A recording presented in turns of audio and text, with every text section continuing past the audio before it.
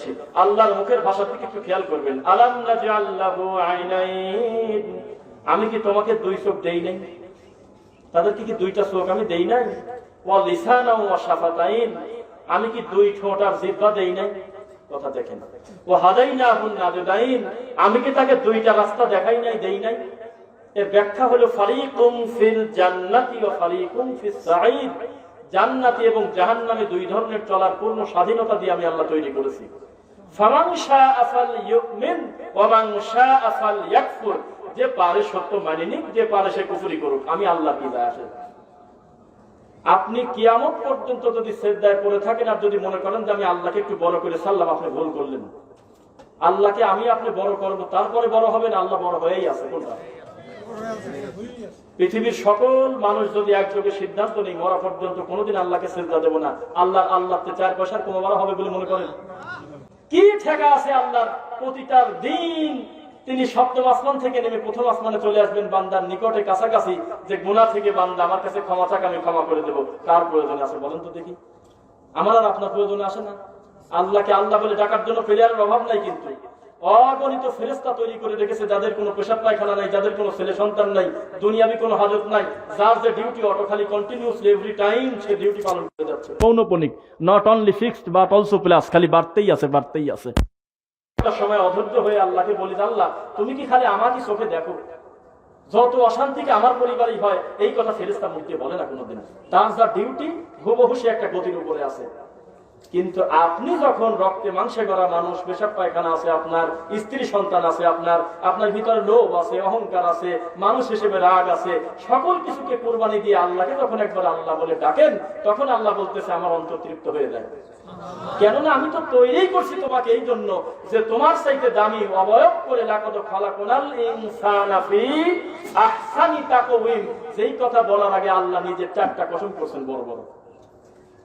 তার মানে কথা আমরা কিন্তু নিশ্চিত যে আমরা খুবই ভাগ্যবান, না অস্পষ্ট আছে? খুব বড় ভাগ্যবান। আর যে রাসূল পেয়েছি, এই রাসূলের চাইতে দামি রাসূল এই মাটির উপরে আল্লাহ দেন নেই। সুবহানাল্লাহ। আপনি একটা কাজ করেন, একটা ছেলে আগামীকাল ইউনিয়ন পরিষদে চলে যাক, আমার গ্রামে হতে পারে, আমি আমার গ্রামের কথা বলি, আমার গ্রামের ইউনিয়ন পরিষদে যিনি করণিক আছেন, যিনি সচিব আছেন বা যিনি দায়িত্বশীল আছেন, তার কাছে গিয়ে একটা ছেলে যদি বলে যে আমি অমুকের ছেলে অমুক, ওই গ্রাম ভিত্তিক যদি ওই ছেলেটা হয়ে থাকে, আসলে যদি ভোটার হয়ে থাকে তার বাবা ওই গ্রামের কেউ, যদি বলে যে আমার আপনার এখানে একটা চারিত্রিক সার্টিফিকেট লাগবে, একটা জন্ম নিবন্ধন লাগবে বা পরিচয়পত্র লাগবে, এইটা গার্মেন্টসে শো করার পর আমার চাকরি হবে, এটা স্বাভাবিক প্রক্রিয়া না? তখন উনি কিন্তু নিজ দায়িত্বে সিল দিয়ে দিবেন। কথা বোঝা গেল না?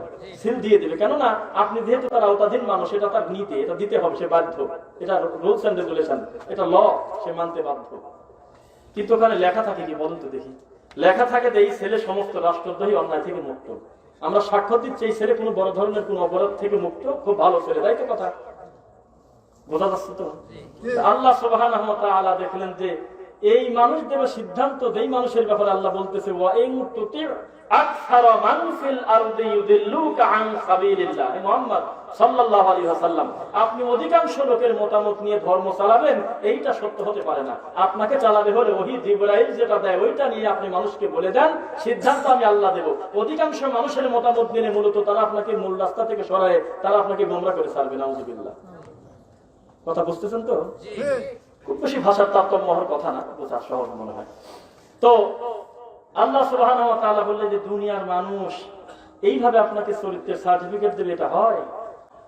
যেই ছেলেকে সিগনেচার আমি দিলাম, আমি একজন দায়িত্বশীল মানুষ, অথচ ওই ছেলে হলে একটু আগেও জেনা করছে, হতে পারে কিনা? তার গোপন পাপ সম্পর্কে আমরা জানি না, সে মানুষ। একটু আগে একটা মার্ডার করছে, হতে পারে না? রাত দিন চুরি করে, হতে পারে না? ভাত কম খায়, গাঁদা বেশি খায়, হতে পারে কিনা? অথচ ওখানে আমি সিগনেচার দিয়ে তাকে ধোয়া তুলসী পাতা বানা ছেড়ে দিলাম, গার্মেন্টসে চাকরি হয়ে গেল, হচ্ছে না? অথচ আল্লাহ বলতেছে মুহাম্মদ সাল্লাল্লাহু আলাইহি ওয়াসাল্লাম, আমি এমন একজন রব, আর আপনাকে এত সম্মান দিয়েছি, দুনিয়ার মানুষ আপনাকে ভালো বলবে, তারপরে আপনি ভালো হবেন। জি না, ইন্নাকা লা আলা খুলুকিন আযীম, আমি আসমান থেকে ঘোষণা দিচ্ছি এই মাটির উপরে তোমার চাইতে দামি চরিত্রের অধিকারী আর কেউ নেই। সারা জীবন মুহাম্মদ সাল্লাল্লাহু আলাইহি ওয়াসাল্লামের কার্টুন বানিয়ে তাকে গালাগালি করে বিন্দু মাত্র সম্মান হানি করতে পারবেন না, মূলত নিজে বেইজ্জত হবেন। কেননা এই সম্মান আল্লাহ দিয়েছে, কে কমাবে কে বাড়াবে বলেন? পৃথিবীর মানুষকে বলে দেন মুহাম্মদ সাল্লাল্লাহু আলাইহি সাল্লাম লাকাদ কানা লাকুম ফি রাসূলিল্লাহি উসওয়াতুন হাসানাহ। চিৎকার চেঁচামেচি বহু হয়ে গেছে, যত লাফালাফি যাই করুক, তুমি মুহাম্মাদের চরিত্রের ভিতরে যদি কেউ মূল আদর্শ খুঁজে না পায়, তার আদর্শের জায়গায় মাটির উপরে নাই। মুহাম্মদ সাল্লাল্লাহু আলাইহি ওয়াসাল্লাম আপনি এই কথা বলে দেন, মা আতাকুমুর রাসূল ফাখুযু ওয়া মা নাহাকুম আনহু ফান্তাহু। অত কোনো কথাই নাই, তুমি যেটা বলছো সেইটা যেন ধরে, তুমি যেটা থেকে নিষেধ করেছো সেটা থেকে যেন ফিরে, এটাই হলো দ্বীন। মুহাম্মদ সাল্লাল্লাহু আলাইহি ওয়াসাল্লাম তুমি বলে দাও আতিউল্লাহ ওয়া আতিউর রাসূল। আল্লাহকে যদি মান্য করতে হয় তাহলে মুহাম্মদ সাল্লাল্লাহু আলাইহি ওয়াসাল্লামের অনুসরণ করতে হবে। ওয়ালা তুবতিলু আমালাকুম, মাঝখানে কোনো পথই নাই, কোন রকম হেরফের ফলে তোমার আমলই বাতিল। মুহাম্মদ সাল্লাল্লাহু আলাইহি ওয়াসাল্লাম তাকে আল্লাহ বলতেছে লা তুহাররিক, আপনি হরকত করবেন না। হরকত মানে তাড়াতাড়ি, কি কষ্ট হচ্ছে মনে হয়?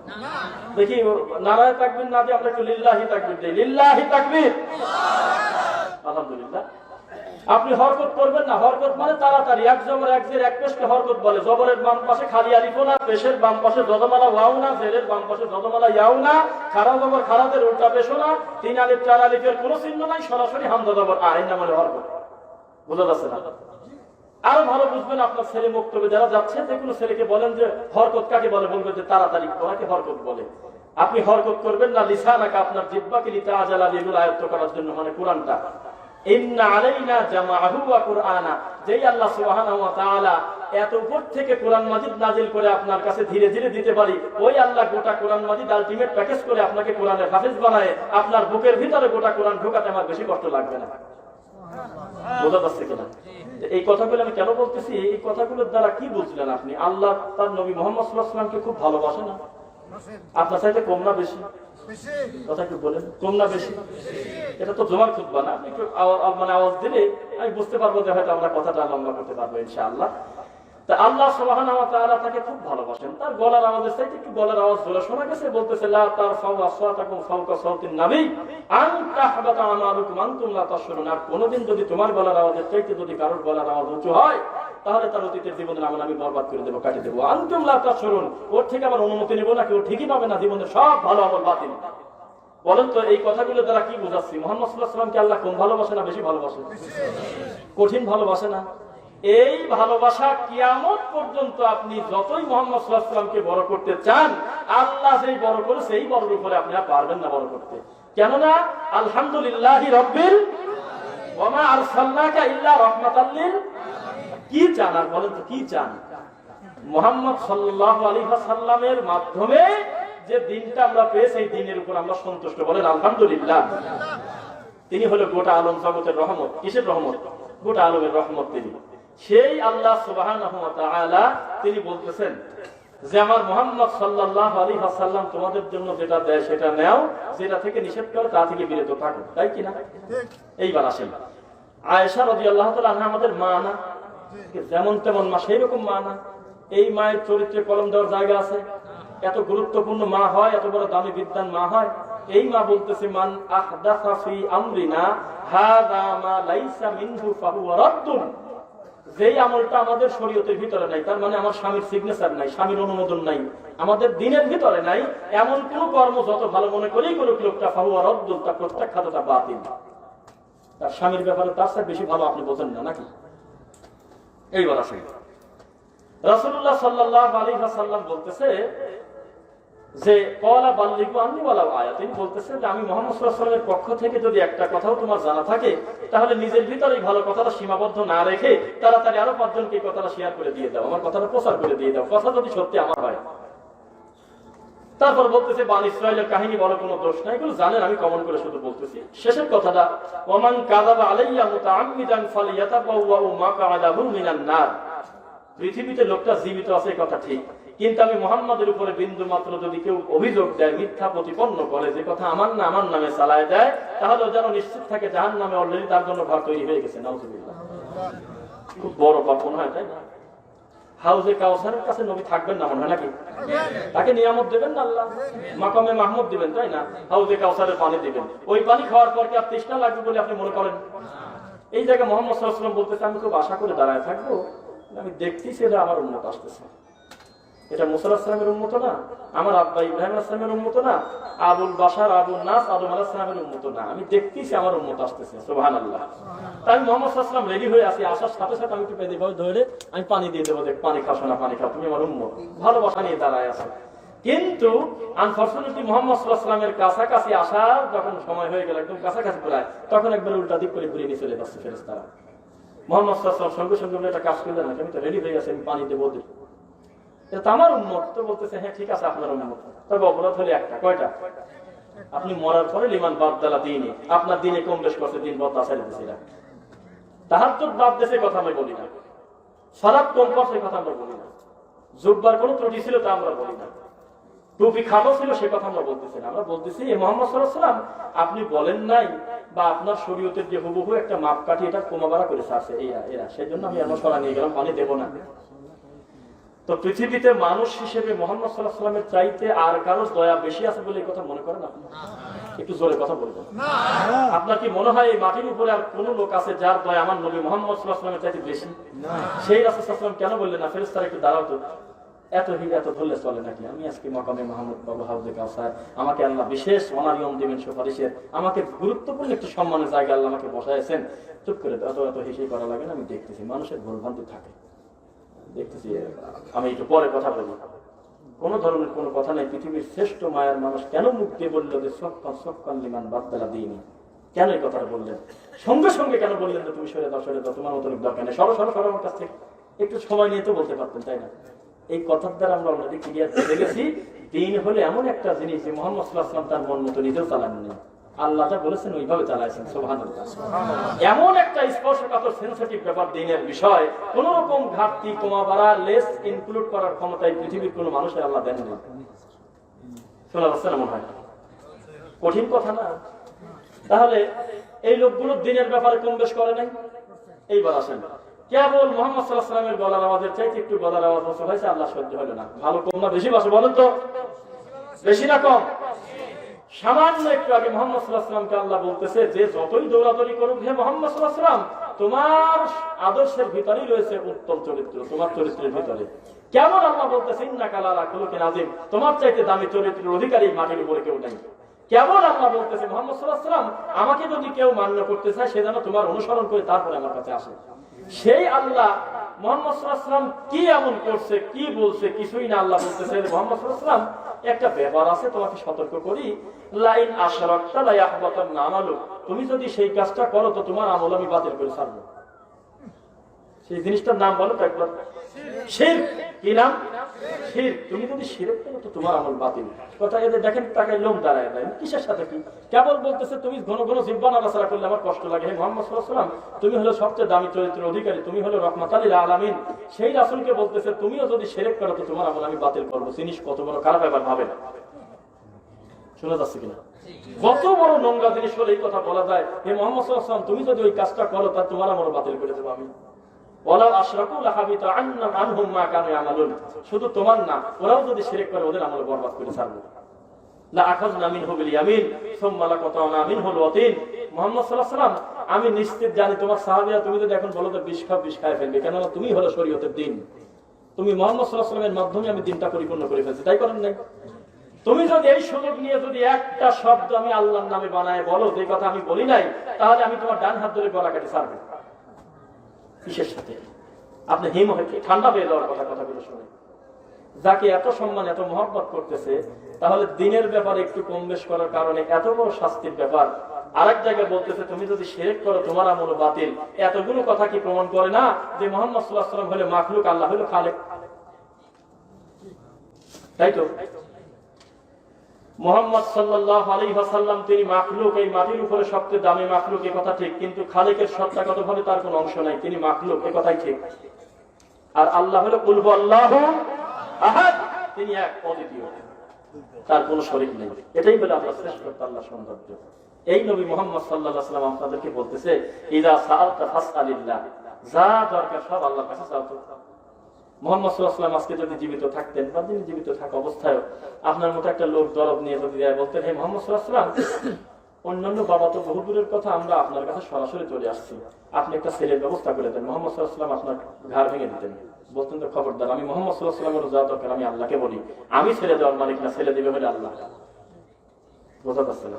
এখন মোহাম্মদ সাল্লাল্লাহু আলাইহি ওয়াসাল্লামের অপোজিটে আপনি অন্যান্য যারা আছে তাদেরকে আপনি ঠেকায় এখন যুক্ত করে বলেন, পৃথিবীর শ্রেষ্ঠ মানুষ বলতেছে তোমার জোতার ফিতাও যদি ছিঁড়ে দেয়, মুসির কাছে যাওয়ার আগে এই কথাটা আল্লাহকে একবার বলো।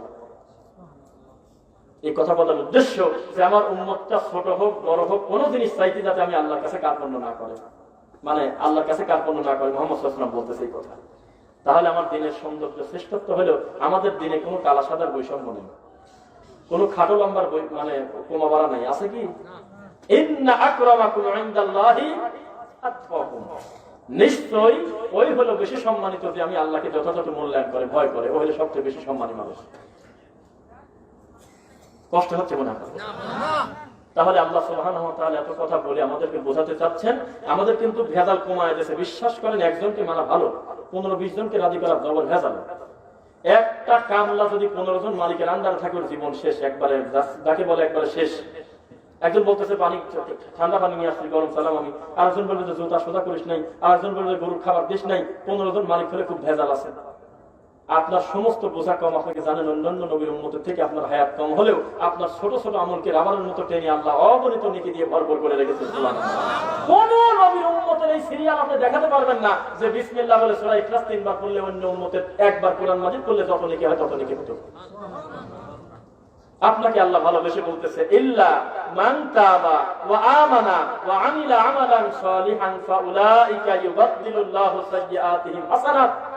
মানুষ খালি একবার বলুক আমি আল্লাহকে সরাসরি, আল্লাহ আমার ভুল হয়ে গেছে, এই কথা বলে মরা পর্যন্ত যদি এই কথার উপর ইস্তেকামত লোকটা থাকে, তাহলে অতীতের গুনাহগুলো মাফ হয়েছে, কথাটা মিথ্যা। সব গুনাহ আল্লাহ নেকি দিয়ে বদলায় দিয়েছেন।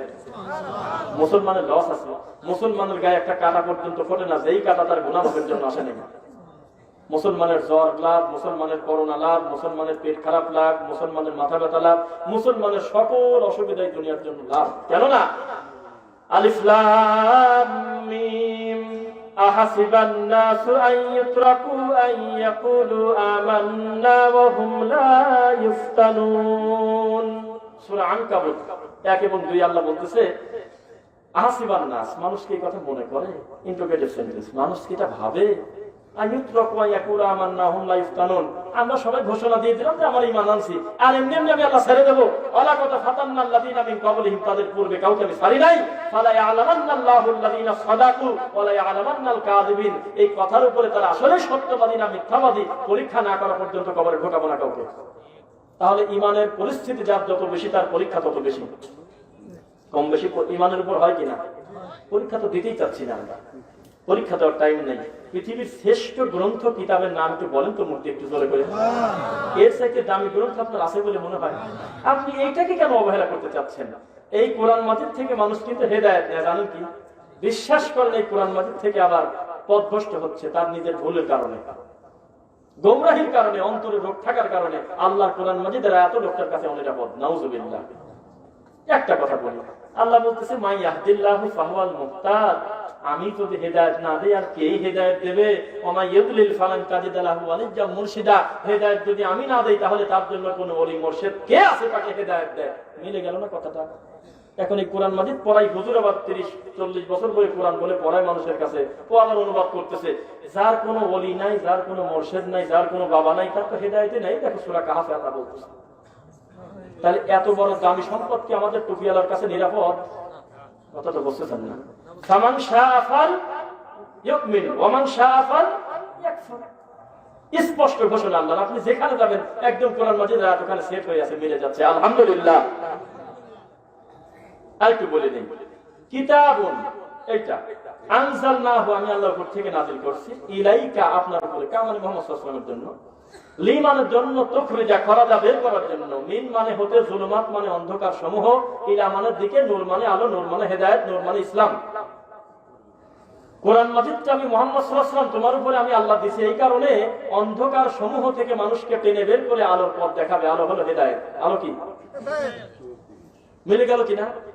তাহলে এই কুসংস্কার, এটার ব্যাখ্যা কি? এটার ব্যাখ্যাই হলো বিদআত, শিরক, কুফর, আল্লাহ ব্যতীত গায়রুল্লাহ নামে যে সমস্ত কর্ম করতেছে, মানুষ আল্লাহকে খুশি করার জন্য যে সমস্ত মিডিয়া ধরে বসে আছে, প্রত্যেকটা হলো জুলুমাত।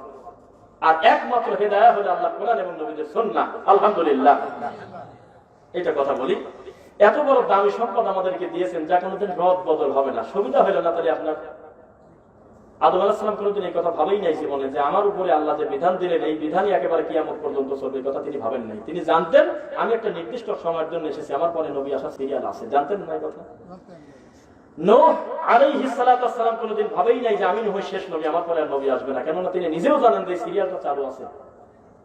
মুসা আলাইহিস সালাম পর্যন্ত নিশ্চিত জানতেন যে আমার পরে ঈসা আসবে, আমি শেষ না। কিন্তু আমাদের নবী মুহাম্মদ সাল্লাল্লাহু আলাইহি ওয়াসাল্লামকে একবার যখন এই মাটির উপরে আল্লাহ দিলেন, সঙ্গে সঙ্গে নবুয়তির দরজায় তালা লেগে গেছে। কিয়ামত পর্যন্ত আর কোনোদিন ভিন্ন কোন শরীয়ত এই মানে দুনিয়াতে আসবে না। তাহলে এই কথার দ্বারা আমরা ক্লিয়ার বুঝে গেছি আল্লাহ তুমি আমাদের উপর খুশি। তা না হলে এই কথা কেন বললে? তা না হলে ওই নবী মুহাম্মদ সাল্লাল্লাহু আলাইহি ওয়াসাল্লামের আমাদের উম্মত কেন করলে? আমরা নিশ্চিত আমরা মানুষ জীবনে এমন কোন বিপদে পড়বো না যেই বিপদের সমাধান আলাদা করে আবার ওহী দিয়ে নাযিল করা লাগে। তুমি আগেই দিয়ে রাখছো মুহাম্মদ সাল্লাল্লাহু আলাইহি ওয়াসাল্লামের উপরে। সুবহানাল্লাহ। তাহলে আমরা এই কোরআন পেয়ে খুশি না বেজার? খুশি না? বিশ্বাস করেন এই কোরআন থেকে যেভাবে হেদায়েত নিচ্ছে, কোরআন থেকে রাত দিন গোমরাহ হয়ে যাচ্ছে। আল্লাহ বলতেছে কি আর আমরা করতেছি না। কথা বলেন না আপনারা? আমি তোমার বললামটাকে তুমি করলা কি? এরকম কথা আছে না? আমি কি তোমাকে এই কথা বলছি? আমি তোমাকে বললাম যে অনুনাজ্জিলু মিনাল কুরআনি মা হুয়া শিফাউন ওয়া রাহমাতুল লিল, আর তুমি কি মনে করলে? তুমি মনে করলে যে কোরআন মাজিদের এক কাটি প্যাকেট করি মানুষের গলায় 501 টাকা দিয়ে ভরে দেবো। আমি কি তোমাকে এই কথা বলছি নাকি? আমি বলছি মান করা আল কুরআন বিল হারফ, একটা হরফ যদি তুমি পড়ো তাহলে তোমাকে আমি 10টা প্রতিদান দেব। ফালাহু আশরু আমসালিহা, আমি তোমাকে 10টা প্রতিদান দেব। সুবহানাল্লাহ। আর তুমি যদি তদ অনুযায়ী আমল করো আর যদি এই সত্য কথা আরো 5 জনকে বলে দাও তাহলে তোমার পুরস্কার হিসেবে জান্নাত দেব।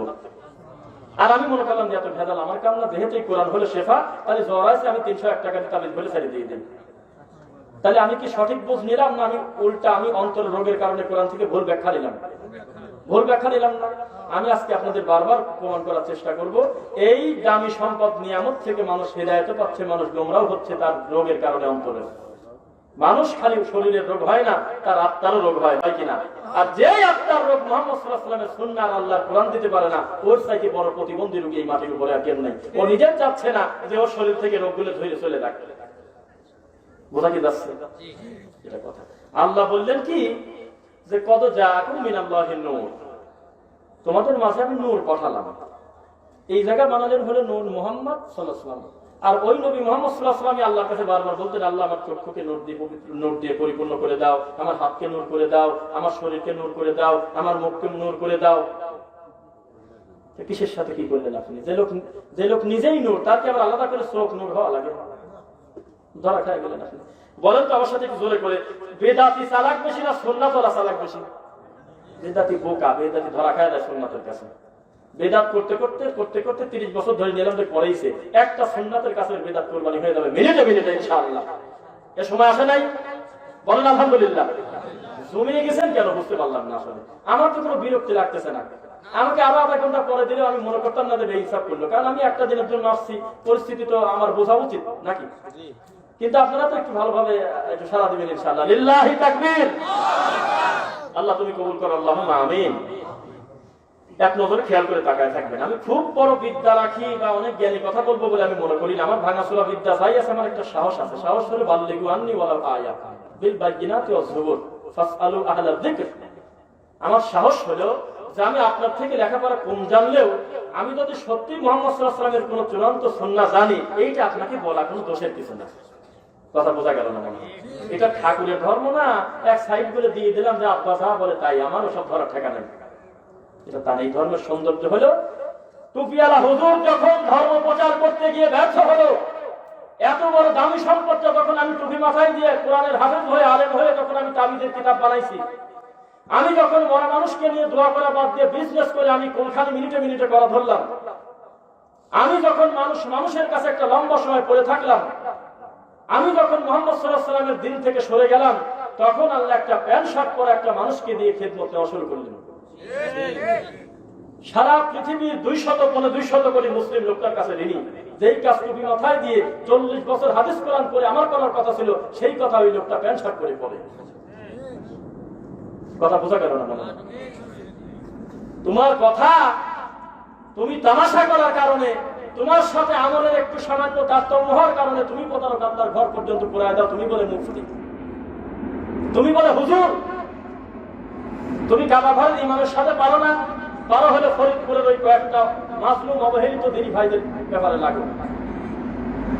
তুমি ভোলা ওই দিনী ভাইদের ব্যাপারে পারো যারা মুহাম্মদ সাল্লাল্লাহু আলাইহি ওয়াসাল্লামের চূড়ান্ত সুন্নাহ সমাজে বাস্তবায়ন করার চেষ্টা করে। তুমি তাদের ঘরই পুরা দিলা, তোমার চিনি না, তুমি এই জন্য ঠাকুর মুফতি।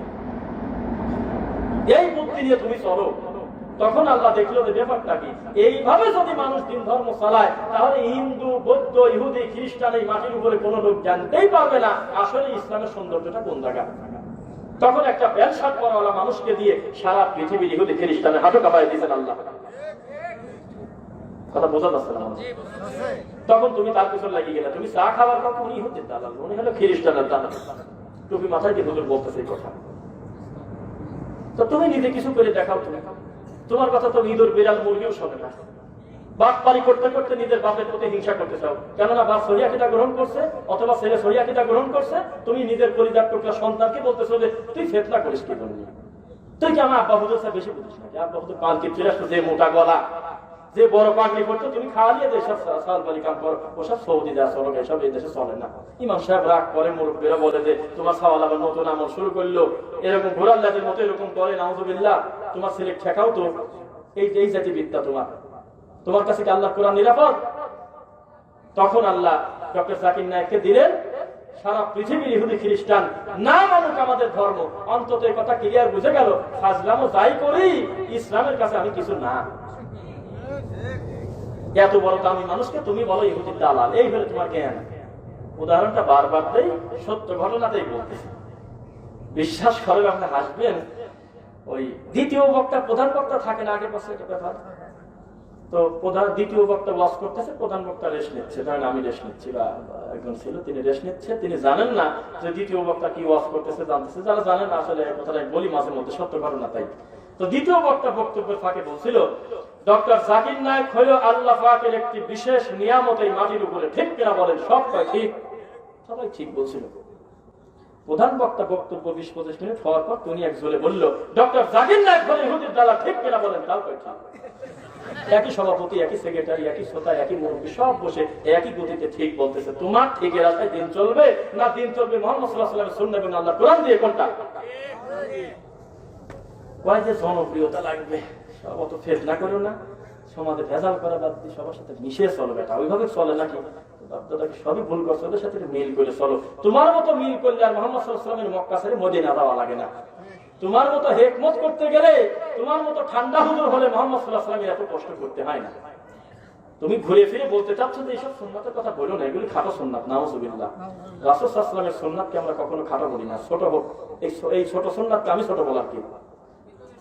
খালি একটা ব্যক্তির সাথে ব্যক্তির ডিসটেন্স মেইনটেইন করার কারণে, ফিজিক্যাল ডিসটেন্সটা আমি পায়ের সাথে পা মিলালাম, সঙ্গে সঙ্গে আল্লাহ বলতেছে রফা বিহা দারাজা, তোমার দরজা আমি টানি বড় করে দিলাম।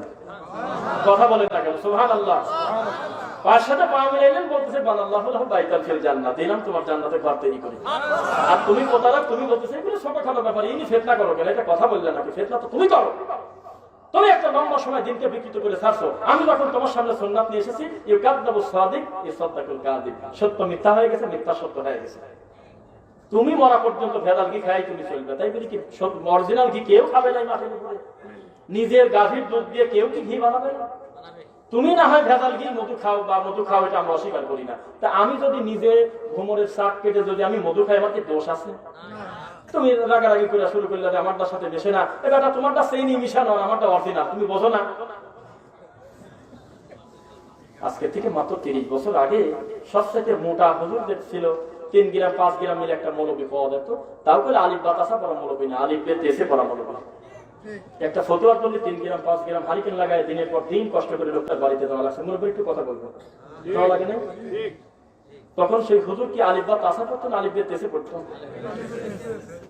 আজকে বাড়িতে যা ছেলে ঘাড়ের পর ধরে পিটান, 2 দিনের ছেলে বেশি বলতো, দাদা হুজুর, আব্বা হুজুর, অমুক হুজুর, হুজুর, সাজি হুজুর, আমার ঘরে যত বড় বড় হুজুর তারা পেয়েছে করছে, তুমি 2 দিনের ছেলে বক্তব্য দেয়, বলো যে আলিফ বা তা, হা পাতলা, জিম শক্ত, হা এইভাবে, হ কেন বলো? তুমি আলিফ বেতে এসে পরি কবরে দেবে, বলো তো দেখি।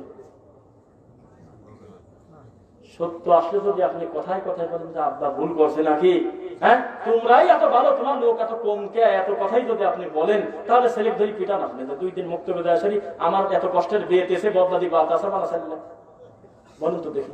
তার মানে আপনি নিজেও জানেন যে কথাটা আমার ছেলেটাই রাইট আসলে। ওই সময় বিদ্যা পৌঁছে নাই আমাদের ওস্তাদের কাছে, ওই সময়ের জন্য ঠিক ছিল। সত্য একবার সামনে এসে গেলে তখন আমরা মানতে বাধ্য। তার মানে ইচ্ছা করি ভণ্ডামি করতেছে। ওই ছেলের আবার প্রশংসা করে, চা খায় আর আমার বাচ্চা ছেলে এত সুন্দর করে কোরআন পড়ে, এত সুন্দর করে আরবি অক্ষরগুলো উচ্চারণ করে, ফাইন লাগে। ওই একই ছেলে যদি আমলের তারতম্য হয় বাপের সাথে, কোরআন এবং সহি হাদিস অনুযায়ী আমল করে, বাবুর পাশে লেগে গেছে। কিছু না বললে অন্তত বারবার বলে তুই চুপ কর তো, তুই এতই করিস কি জন্য, এতই করলে চলে নাকি, হুজুররা মন খারাপ করে, আমার এতদিন পড়াচ্ছে তারা কি ভুল করছে নাকি, এই তো লাগিয়ে গেছো তুমি। একটা বার তোমার মনে হলো না কথাটা নবীর কিনা, এই কথা তোমার মুখ দিয়েই আসে না, খালি বলে আমার দাদা হুজুর কবির থেকে পাস করে দিয়েছে কিনা, নাউজুবিল্লাহ, এটা একটা কথা বললেন আপনি। আপনি বলেন তো বুকে হাত দিয়ে মুহাম্মদ সাল্লাল্লাহু আলাইহি ওয়াসাল্লামের হাজার হাজার হাদিস সব প্যাকেট করে আপনি জেনে ফেলেছেন, এই কথা বলতে পারবেন আপনি? মুহাম্মদ সাল্লাল্লাহু আলাইহি ওয়াসাল্লাম তার উপর যে কোরআন মাজিদ নাযিল হয়েছে, গোটা কোরআন মাজিদ একবারে শানে নজুল সহ, তাফসীর সহ, অর্থ সহ সব আপনি ইবারত সহ জানেন, বলতে পারবেন আপনি? তাহলে আপনি কেন আমার পর রাগ করেন আপনার আমলের তারতম্য হওয়ার কারণে? এটা একটা ব্যতিক্রম দেশে বাস করি, যেই দেশে আমলের তারতম্য হওয়ার কারণে আল্লাহর ঘর পর্যন্ত পোড়া দেয়। ও বলে 40 বছর বুখারি পড়ে, আল্লাহ কোন কাছে তাই জানে না, খালি বুখারি বলে পড়াই মনে লাগে বাড়াচ্ছে, কেউ কয় 60 বছর, কেউ কয় 70 বছর, কেউ কয় 40 বছর। আমার দাদা খালি বুখারি পড়াই। 6 তলা একটা মসজিদ, বিশাল গম্বুজ, বিশাল মিনার, এত সুন্দর মসজিদ দেখলে কলিজা ঠান্ডা হয়ে যায়। আল্লাহর ঘর না বলুন তো একবার? কিন্তু সেই মসজিদের মেম্বারে বসে খালি হরিণের গল্প করে। অহংকার মসজিদের কি আর অহংকার করতে পারবো, গল্প করতে পারবো? মসজিদের মূল খোরাক নষ্ট করে ছাড়ে নাই।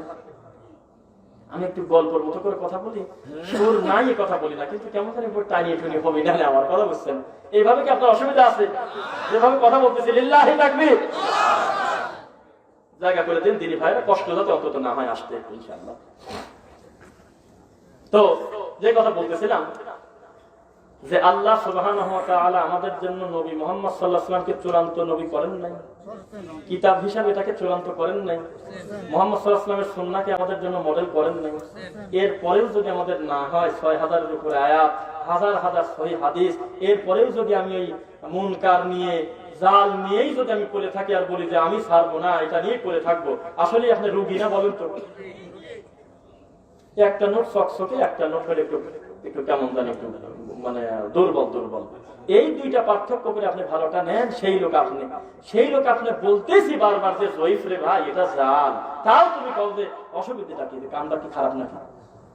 একটা বার তোমার মনে হয় না যে চকচকা সহিহ হাদিস, চকচকা কোরআন মাজিদের থাকার পর আমি অজুহাত দেইটা কোন গেলে কি প্রয়োজন আছে আমার দেওয়ার? বুখারীর নাম শুনে রাগিয়ে যায় না? কথা বলে না, আমি না আস্তে করে বলতেছি যাতে আরো মেলা দিন ধরে কথা বলতে পারি, আরো যাতে প্রোগ্রামে যা গলা ব্যথা আমি মলাম রে আমার ভালো ঠেকতেছে না, এইসব রংভং যাতে না করতে হয়। যারা আমাকে দাওয়াত দেয় তারা একটু আশা করেই দাওয়াত দেয়, যারা উপস্থিত সামনে বসে আছেন একটু দরদ নিয়ে বসে আছেন, আমি কথাটা যাতে একটা গতির উপরে থাকতে পারি, জান কিনা? 3 মিনিট শেষা কাজী কাজী অস্থির করে দিই, 6 মিনিট পর গলা বসে গেল, দরকার আছে? এজন্য আমি আস্তে কথা বললেও আপনারা কি জোরে বলবেন ইনশাআল্লাহ, বলুন তো? তো এত কিছু দিলেন আমাদের, তাও আমরা সন্তুষ্ট না কেন জানি? আমরা ঘুরে চলে গেছি, মা চেয়ারতে টানি তুলে দিয়ে চাষি বসতে দিচ্ছে, একটা চাষিকে মান দেওয়া হলো? হ্যাঁ, আব্দুল কাদের জিলানীর প্রতি আমাদের কোনো প্রধারণা নাই, আপনার আছে, তাই তো আপনি আব্দুল কাদের জিলানীর বাপের বলে ঘর গল্প টানি চার জমা খালি টানেনি খালি। আর আমরা মনে করি উনি একটা সম্মানী মানুষ, উনি শরীয়তের হালাল হারামের দেওয়ার কেউ না, উনি আমাদের জন্য শরীয়ত না, ওই লোকটাকে নিয়ে কেন টানা হেসা করবো? তার আমল নিয়ে তো আল্লাহর কাছে চলে গেছে, তার প্রতি আমাদের সাধারণ আল্লাহ তুমি তাকে জান্নাতি হিসেবে কবুল করো, যেহেতু তিনি কালিমা পড়া মুসলমান। তোমার এইটুকু হয় না, তুমি টাইনি লোকটার মান বাড়াতে দেয়, বলতেছো যে এমন জিনিস যে বাঘ শুনতে মরিদ হয়ে যায়, এটা কথা নাকি? লোকটাকে বেইজ্জত করলাম না? আলোচনার ভিতরে ঢুকে যায় নাকি? বলেন কি বলছিলাম যে মুহাম্মদ সাল্লাল্লাহু আলাইহি ওয়াসাল্লামের উপরে যদি কেউ অপবাদ দেয়, মিথ্যা প্রতিপন্ন করে, তার থাকার জায়গা কোথায়? বিশ্বাস করেন আমরা মনে করতাম আগে যে মুহাম্মদ সাল্লাল্লাহু আলাইহি ওয়াসাল্লামকে গালি দিলে মনে হয় অপমান করা হলো শুধু, মুহাম্মদ সাল্লাল্লাহু আলাইহি ওয়াসাল্লামকে আপত্তিকর কিছু বললে মনে হয় অপমান করা হলো শুধু। জি না, তিনি বলেন নাই, করেন নাই, অনুমোদন দেন নাই, সাহাবায়ে কেরাম থেকে কোনোভাবেই স্বীকৃত না এমন কোন কথা মুহাম্মদ সাল্লাল্লাহু আলাইহি ওয়াসাল্লামের দিকে যদি ঠেলে দেন, সেই কথাটা যতই ভালো হোক তবু তার উপর অপবাদ দিলেন আপনি। বোঝা গেল কিনা? আপনি একটা মসজিদে মাহফিলে এসে হুজুর খালি কাঁদে আর বলে যে আমার দাদা হুজুর দেখি করছে বাবা, কি যে জিনিস ছিল বাবা, তাও ধরে বাড়ি লাগবে। যদি বলে একটা কথা বললেন নাকি ভালো কথা বলতে তা পারিব, মানে তো ভালো কথা তোমার দাদার পাশা বাদি না কেন? এত বড় কোরআন থাকতে ওদিক ঝামেলা দেওয়ার দরকারটা কি তোমার? খারাপ লাগছে মনে হয়? মানে আমরা যাতে ডানে বানে সরে লড়ে যায় ভেজালে পড়ে না যায়, এই জন্য কোরআন মাটিটা একটু মোটাই আছে, খুব একটা করে ছোট না। কুল্লাউ কানাত বাহরু মিদাদাল লিকালিমাতি রাব্বি লা নাফিদাল বাহরু ক্বাবলা আন তানফাদা কালিমাতু রাব্বি ওয়ালা জিনা বিমিসলিহি মাদাদা। কোন কলম আছে, কোন খাতা আছে যে আমার কোরআন মাজিদের পূর্ণ অনুবাদ ব্যাখ্যা শেষ করে দিতে পারে? তো এই কোরআন আপনার ঘরে আপনি পড়ে আছেন হলে যে ঠিক আছে কোরআন মাজিদ তো আমরা অসম্মান করি না, আমার কাকাও তো কম বোঝে না, আমার দাদাও তো কম বোঝে না, এই তো পড়ে আছেন আপনি। আপনি মূল জিনিস থেকে দূরে সরে যাচ্ছেন। যতদিন পর্যন্ত নিজে কোরআন না পড়বেন, যতদিন পর্যন্ত নিজে হাদিস না পড়বেন, যতদিন পর্যন্ত যারা এই দুইটা কথা কথায় কথায় মুখ দিয়ে বলে কল আল্লাহ কল নবী, আল্লাহ বলেছেন নবী বলেছেন, এই কথা যারা মুখ দিয়ে বলে তাদেরকে যতদিন সম্মান না দিবেন ততদিন পর্যন্ত আপনার ঘরের উপরে বেদাতি বসে কাঁঠাল খাবে। ঠিক কিনা? কথা শক্ত হচ্ছে না তো? ওই শক্ত একটু ঠান্ডা করে বলতেছি কথাগুলি। শোনেন শোনেন, আপনারা একটু জাগবেন না? বাড়িওয়ালা যদি নিজে সজাগ না থাকে, ওইভাবে ডাকাত চোর ঠেকান দেয় কোনোদিন নাকি? একটা গ্রামে 5,000 লোক থাকে, 2জন গাছ দিয়ে চোর ঠেকান দেয়, এটা কথা বললেন আপনি নাকি? আপনি যদি ঘুমের পরীক্ষা মরার ঘুম পারেন, ওইভাবে কি চোর ঠেকান দেয়? তো নিজের একটু সজাগ থাকা লাগবে কিনা বলেন তো একবার? এই ইসলাম ধর্মটা আমার একার না, আপনারও। মুহাম্মদ সাল্লাল্লাহু আলাইহি ওয়াসাল্লাম কি আমার একার নবী না আপনার নবী? তাহলে আপনার সামনে যারা দিন প্রচার করে তারা আপনার উপকারও করতে পারে, ক্ষতিও করতে পারে কিনা? যেহেতু দুইটা সুবিধা আল্লাহ দিয়েছেন কিনা? দিয়েছেন। তাহলে আপনার ধর্ম বিশ্বাস করেন, এতদিন ওয়াজ করছে আলেম ওলামার ব্যাপারে, বিদাতের ভয়াবহতার ব্যাপারে, শিরককারীর ভয়াবহতার ব্যাপারে, কুফরকারীর ভয়াবহতার ব্যাপারে, একবারে ভ্রান্ত আকীদার লোকের ব্যাপারে সব কিছু আমরা ক্লিয়ার করছি। আজকে কথা হবে আপনাদের ব্যাপারে, শুনবেন ইনশাআল্লাহ। বিশ্বাস করেন, আপনারা যতদিন আপনাদের এই দামি সম্পদটা আমাদের মতো হুজুরদের কাছ থেকে পাই টু পাই বুঝে না নিবেন, ততদিন পর্যন্ত আমরা আপনাদেরকে প্রতারণা দেবই দেব। কেন আমরা নিয়োগ করে রাখছি, মানুষ যতদিন আমাদের কাছে আসবে ততদিন আমরা টিকে থাকবো। মানুষ যখন আল্লাহ এবং তার রাসূল সাল্লাল্লাহু আলাইহি ওয়াসাল্লামের দিকে ছুটবে তখন আমার কি থাকে? আমিও তো দরবারে বসে আছি। আমি খুব অল্প কথায় অনেক কিছু বোঝানোর চেষ্টা করতেছি, কথা বুঝতে পারলেন কিনা? মানুষ, আপনি রাগ করবেন না, ম্যাক্সিমাম মানুষ চায় না যে আপনি আপনার সকল জরুরতের কথা আল্লাহকে বলেন। এটাই যদি হয় তাহলে কবরটানি রাবারের মতো কি থাকে বলেন? রোমান্টিক পেশা জিলাপিনি শুয়ে বসে আছে, ওর কি থাকে যদি সব প্রয়োজন আপনি সরাসরি আল্লাহকে বলেন? অথচ এর চাইতে লজ্জা কিছু নাই যে প্রতিদিন আল্লাহ প্রথম আসমানে নেমে এসে আপনাকে ডাকে, বান্দারে আমার কাছে গুনাহ থেকে পানা চাও। ও দেনাদার, ও পাওনাদার, ও মাজলুম, সব কথা ভেজাল বাদ দিয়ে সিজদা করে আমি আল্লাহকে বলবো। নিরিবিলি টাইম আছে, এখন আমাকে একটু বল, আমি শুনবো সব কথা।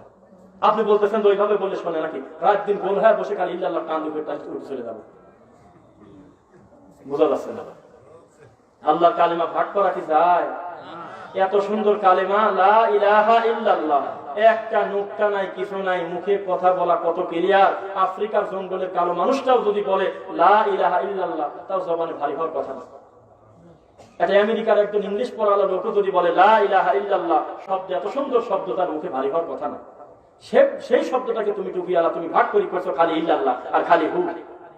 তা তুমি তোমার কাছে এত বড় কোরআন কি নিরাপদ? তুমি খালি বলো নফি ইসবাত, তুমি খালি বলো যে এই আরবিতে এই আছে কি এই আছে অমুক আছে। গ্রামারের সহযোগিতা নিয়ে দিন ধর্ম বোঝা এই দুনিয়াতে আল্লাহ অগণিত তার নিয়ামত দিয়েছে, এই মাটির উপরে আমরা স্বীকার করি আলহামদুলিল্লাহ। যেমন যুগে যুগে ইমাম বুখারী দিয়েছেন, যেমন যুগে যুগে ইমাম ইবনে তাইমিয়া দিয়েছেন, যেমন যুগে যুগে আল্লাহ নাসিরউদ্দিন আলবানী রাহিমাহুল্লাহ দিয়েছেন, তেমনি এই গ্রামার দিয়েই মানুষকে প্রতারণা দিয়েছে শত শত প্রমাণ আছে। একটা ছেলে একটা ভালো কথা বললে বলতেছে যে ও কথা আমরাও পারি, তুমি আমার সাথে আরবি ইবাদত করে পড়ো তো, গ্রামার দিয়ে পড়ো তো, তোমার গ্রামারিতে তোমাকে মাথা খাইছে। তোমাকে আল্লাহ এই নিয়ামতটা দিল যাতে তুমি কোরআন মাজিদের অর্থটা ভালো করে বুঝতে পারো, যাতে ঠিক করতে পারো, তাই পারো না? তুমি এখান থেকে টান দিনি নফি ইসবাত বানা কিসের ভিতরে কি ভিতরে সামান্য একটু রাখি, তুমি বললে অসুবিধা কি? আমার অন্তরে তো লা ইলাহা আছেই, আমি কি ইল্লাল্লাহ টান দিলে অসুবিধা নাকি? অথচ মুহাম্মদ সাল্লাল্লাহু আলাইহি ওয়াসাল্লাম এই মাটির উপরে শ্রেষ্ঠ মানুষ না? তিনি জিকির করতেন না? মনে হয় করতেন। তাকে বলতেছে মুহাম্মদ সাল্লাল্লাহু আলাইহি ওয়াসাল্লাম ওয়াজকুর, আপনি জিকির করেন ফি নাফসিকা, মনে মনে, তাদাররুআ খাইফা, ভয় ভীতি নিয়ে বিনয়ের সাথে, ওয়াদুনাল জাহরি মিনাল কাউলি বিল গুদুবি ওয়াল আসল, অনেক কথা। আপনি চিৎকার চেঁচামেচি করে উঁচু আওয়াজে আল্লাহকে ডাকবেন না। আল্লাহ কিন্তু সীমালঙ্ঘন কালীকে পছন্দ করেন না, তা আপনার পছন্দ হলো না। আপনি মনে করলেন যে এইভাবে আল্লাহকে যদি আমি বলি, জিকির করি, আল্লাহকে শোনে, আমি একটু 15-20 জন গোল হয়ে একটু জোরে করে টান দিয়ে ভর্তি করে চলে যাবো, হইলো? তাই এত বড় দামি সম্পদ পাওয়ার পরেও আমরা গোমরা হয়ে আছি আমাদের ভুলের কারণে না? মুহাম্মদ সাল্লাল্লাহু আলাইহি ওয়াসাল্লামের উপর অপবাদ না দিলে এত বড় দামি মানুষ মুখ দিয়ে এই কথাটা বলতেন না, এটা আমরা মনে করি। তাই বলতেন কি মুহাম্মদ সাল্লাল্লাহু আলাইহি ওয়াসাল্লাম কোন অপ্রয়োজনীয় কথা বলেন আপনার মনে হয়? কেননা তাকে চালায় ওহী, তিনি তার মন করা কোনো কথা বলেন না। ধমক একটা আছে, আপনার ডান হাত ধরে গলা কাটি দিতাম আমি। সেই নবী মুহাম্মদ সাল্লাল্লাহু আলাইহি ওয়াসাল্লাম নিজের মন করা কথা বলেন না, যা বলে আপনার মঙ্গলের জন্য আলহামদুলিল্লাহ বলেন। সেই নবী মুহাম্মদ সাল্লাল্লাহু আলাইহি ওয়াসাল্লাম বলতেছে যে আমার উপরে যদি কেউ মিথ্যা প্রতিপন্ন করে, ও দুনিয়াতে জীবিত আছে ঠিক, জাহান্নামে একটা ঘর তৈরি হয়ে গেছে তাও ঠিক। মুহাম্মদ সাল্লাল্লাহু আলাইহি ওয়াসাল্লামকে অপমান করার দিকে একটু তাকান। আপনার মনে হচ্ছে আমি একটু বড় করে সাল্লাম। এখানে যে সমস্ত মুরব্বী আছেন, বাবাজি আছেন, ম্যাক্সিমাম তারা জানেন যে সবচাইতে আমাদের দেশের মা বোনেরা, মুরব্বী বাবাজির, আমাদের দাদারা সবচেয়ে চোখের পানি ঝরায় কাছে হলে হরিণীর কথার গল্প দিয়ে। একটা সময় এটাকেই ওয়াজ মনে করছে দেশের 90% উপরে মানুষ, এটাকে সবচেয়ে কান্না করার মার্কিন ওয়াজ মনে করছে। হ্যাঁ রে হরিণ রে, এইভাবে সোনার নবী বাজি চলে গেলে। হায় রে ইহুদি রে, এইভাবে আমার সোনার নবী বাজি রাখলে তুমি। কি কথা কাছে আমরা রাখবো, ছোটবেলা আমরাও এরকম মনে করছি, বাপ রে বাপ, সোনার নবী কাছে আমি কত বড় করে সারলাম, কত দয়া মায়া আমার। অথচ একটা বার মাথায় আসবে না এটা পাকা শয়তানি মিথ্যা কথা, নবীর পর অপবাদ। তাকে বড় করার জন্য অগণিত কোরআনের আয়াত এবং নবীদের স্পষ্ট সহিহ সুন্নাহ বহু আছে, হাদিস আছে। আমি বিনা কারণে হরিণ বাদলাম কেন? বোঝা যাচ্ছে না? এদেশের মাটিতে ওয়াজ মনে হয়তো সবচেয়ে বেশি রাস্তাঘাটে, মাইকে, পোস্টারে সব জায়গা ছয়লাভ হয়ে গিয়েছিল, যার মাঠ সবচাইতে বেশি। আমি নাম কিন্তু কোনোদিনও বলি না, আজকেও বলবো না, আপনি বুঝে নেন, জানলে খবরদার নাম উচ্চারণ করবেন না, এটা আপনি জানানোর জন্য বলতেছি। সবচাইতে বেশি আমরা যেটাকে ওয়াজ মনে করতাম সেটা হলো হুসাইন তুমি বলো না আমি বলো। নানা বলতেছে বলে করে, হুসাইন রে তুমি বলো না আমি বলো। তো হোসেন বলে যে আপনি মোহাম্মদ সাল্লাল্লাহু আলাইহি বলে কি তুমি এটা কথা বললেন নাকি? আমি মোহাম্মদ সাল্লাল্লাহু আলাইহি বলে, এটা তো ক্লিয়ার কথা। বলে যে এটা কথা বললেন, আপনার আব্বাকে ডাকে আব্দুল্লাহ, তো জন্মের আগেই সে কোথায় যাবে, জান্নাতে না জাহান্নামে, বা তার সম্মান সম্পর্কে ক্লিয়ার জানেন? তো বলেন না, তা বলা কঠিন আছে। তো বলে আমার আব্বাকে জিনিস একটা আলী ইবনে আবি তালিব, জান্নাতে সুসংবাদ প্রাপ্ত একজন প্লেয়ার তিনি। এত বড় দামি লোক, তার ব্যাপারে কি বলবেন? বলে যে না না ওরে সর্বনাশ, তাতে এটা পারলাম না আমি। আপনার মার কি অবস্থা? বলে যে আমেনা। তো ফাতেমার একটু কাছাকাছি লোক দেন তো, কে মাসে বেশি সবচেয়ে সম্মানী কে? না না তোমার মার সাথে হিসাব আলাদা, তোমার মা জান্নাতের সর্দারিনী। শেষ পর্যন্ত আপনার দাদাকে নানাকে বলতে বলতে বললো যে আপনার নানাকে। বলে আমার নানা হলো অমুক, তার বিষয়ে আমি ওসব জানি না, তার কাছে শরীয়ত পৌঁছে নাই, বা আমার কালেমা সারা কবরে গিয়েছে, জাহিলি সময় আসলেই তার অবস্থাকে আমরা জানি না। তো বলতেছে আমার নানাকে চেনেন? তিনি হলে আখিরি জামানার পয়গম্বর। ওরে বাবা, মানুষ গলা কাটা মুরগির মতো লাভ দিয়ে দিয়েছে, আমার সোনার নবীর কত মান, অথচ পুরা শয়তানি, এটা মিথ্যা কথা। এইভাবে আপনার যতই অন্তর থেকে মনে চাচ্ছে আমার নবীকে আজকে বড় করে ছাড়বো, কিন্তু এই বড় করতে গিয়ে পদ্ধতিটা যদি রাসূলের পদ্ধতির বাইরে হয়, আপনার মন গড়া বড় করার মাধ্যম হয়, তাহলে আপনার ঠিকানা জাহান্নাম। কেননা যেই ভালো কোরআনে নাই, যেই ভালো হাদিসে নাই, সেটাকে আপনি ভালো বললেন কেন? বোঝা গেল না? মনে যেটা কোরআনে নাই, যেটা হাদিসে নাই, ওটাকে ভালো নাম দিলেন কেন আপনি? ওটা হলে ফাজলামো করা। ফাজলামো করা কিনা? আমরা আজকে সম্মানী মানুষদেরকে সম্মান দিতে গিয়ে আল্লাহ বলা ছাড়ছি। আল্লাহ বলতেছে আর রহমান আলাল আরশিস তাওয়া, আমি রহমান, আমার সবচেয়ে শ্রেষ্ঠত্ব সম্মানিত হওয়ার জন্য সবচেয়ে বড় মান এটাই হলো সৌন্দর্য, যে আমি আল্লাহ সৃষ্টি করে ঊর্ধ্বে, আমি সপ্তম আসমানের উপরে, আমি আল শাহিমের উপরে সমুন্নত, এটাই হওয়া উচিত। আপনি বললেন যে বেশি বোঝেন, আপনি সব জায়গায় আছেন, আপনি আমাদের ভিতরে কলমে ঢুকে গেছেন। তাহলে এই কোরআনটাকে আমার কাছে নিরাপদ হলো? জ্বলন্ত কোরআনের আয়াত আমি বিকৃত করে ছাড়লাম, নাউযুবিল্লাহ বলেন তো। আল্লাহ বলতেছে মুহাম্মদ সাল্লাল্লাহু আলাইহি ওয়াসাল্লাম আপনার এই মুখ দিকে বলে দেন তো, কুল্লা ইয়ালামু মান ফিস সামাওয়াতি ওয়াল আরদিল গায়বা ইল্লাল্লাহ, এই আসমান আর জমিনের মাঝখানে কে আছে আমি আল্লাহ ছাড়া গায়েব জানে। ক্লিয়ার কথা না? হুজুর এখান থেকে টান দিয়ে বাইর করে নিল যে না, নবী মুহাম্মদ সাল্লাল্লাহু আলাইহি ওয়াসাল্লাম গায়েবের মালিক। আমি কি মোহাম্মদ সাল্লাল্লাহু আলাইহি ওয়াসাল্লামকে বড় করলাম না ছোট করলাম? এটা হলো পরিস্থিতি। প্রত্যেকটা কাজে আপনি মনে রাখবেন সীমারেখা দেওয়া আছে, আপনি আর আমি সীমারেখা তৈরি করার কেউ না। সীমারেখা আগে দেওয়া আছে কিনা বলেন? তার নাম কোরআন এবং নবীদের সুন্নাহ, নবীদের সহিহ হাদিস। সহিহ কথাটাও বলা ভেজাল, কয় যে খালি সহিহ সহিহ করে এরা, কি রাগ। আচ্ছা, যেই হুজুরের বুখারীর সঙ্গে রাগ হয়, আমাদের দায়ীরা কিন্তু কথায় কথায় বুখারীর অনুবাদ করে করে মানুষকে বলে, আলহামদুলিল্লাহ বলেন না কেন একবার? যেখানে কোনো অস্পষ্ট নাই, যেখানে কোনো মেন নাই, যেখানে কোনো অস্পষ্টতা নাই, ক্লিয়ার করে সহিহ বুখারীর বা মুত্তাফাকুন আলাইহি টাটকা টাটকা হাদিস আপনাদের সামনে পেশ করে না? খুতবায় বেশি বেশি বুখারীর কথা বলে না এই সমস্ত দায়ীরা।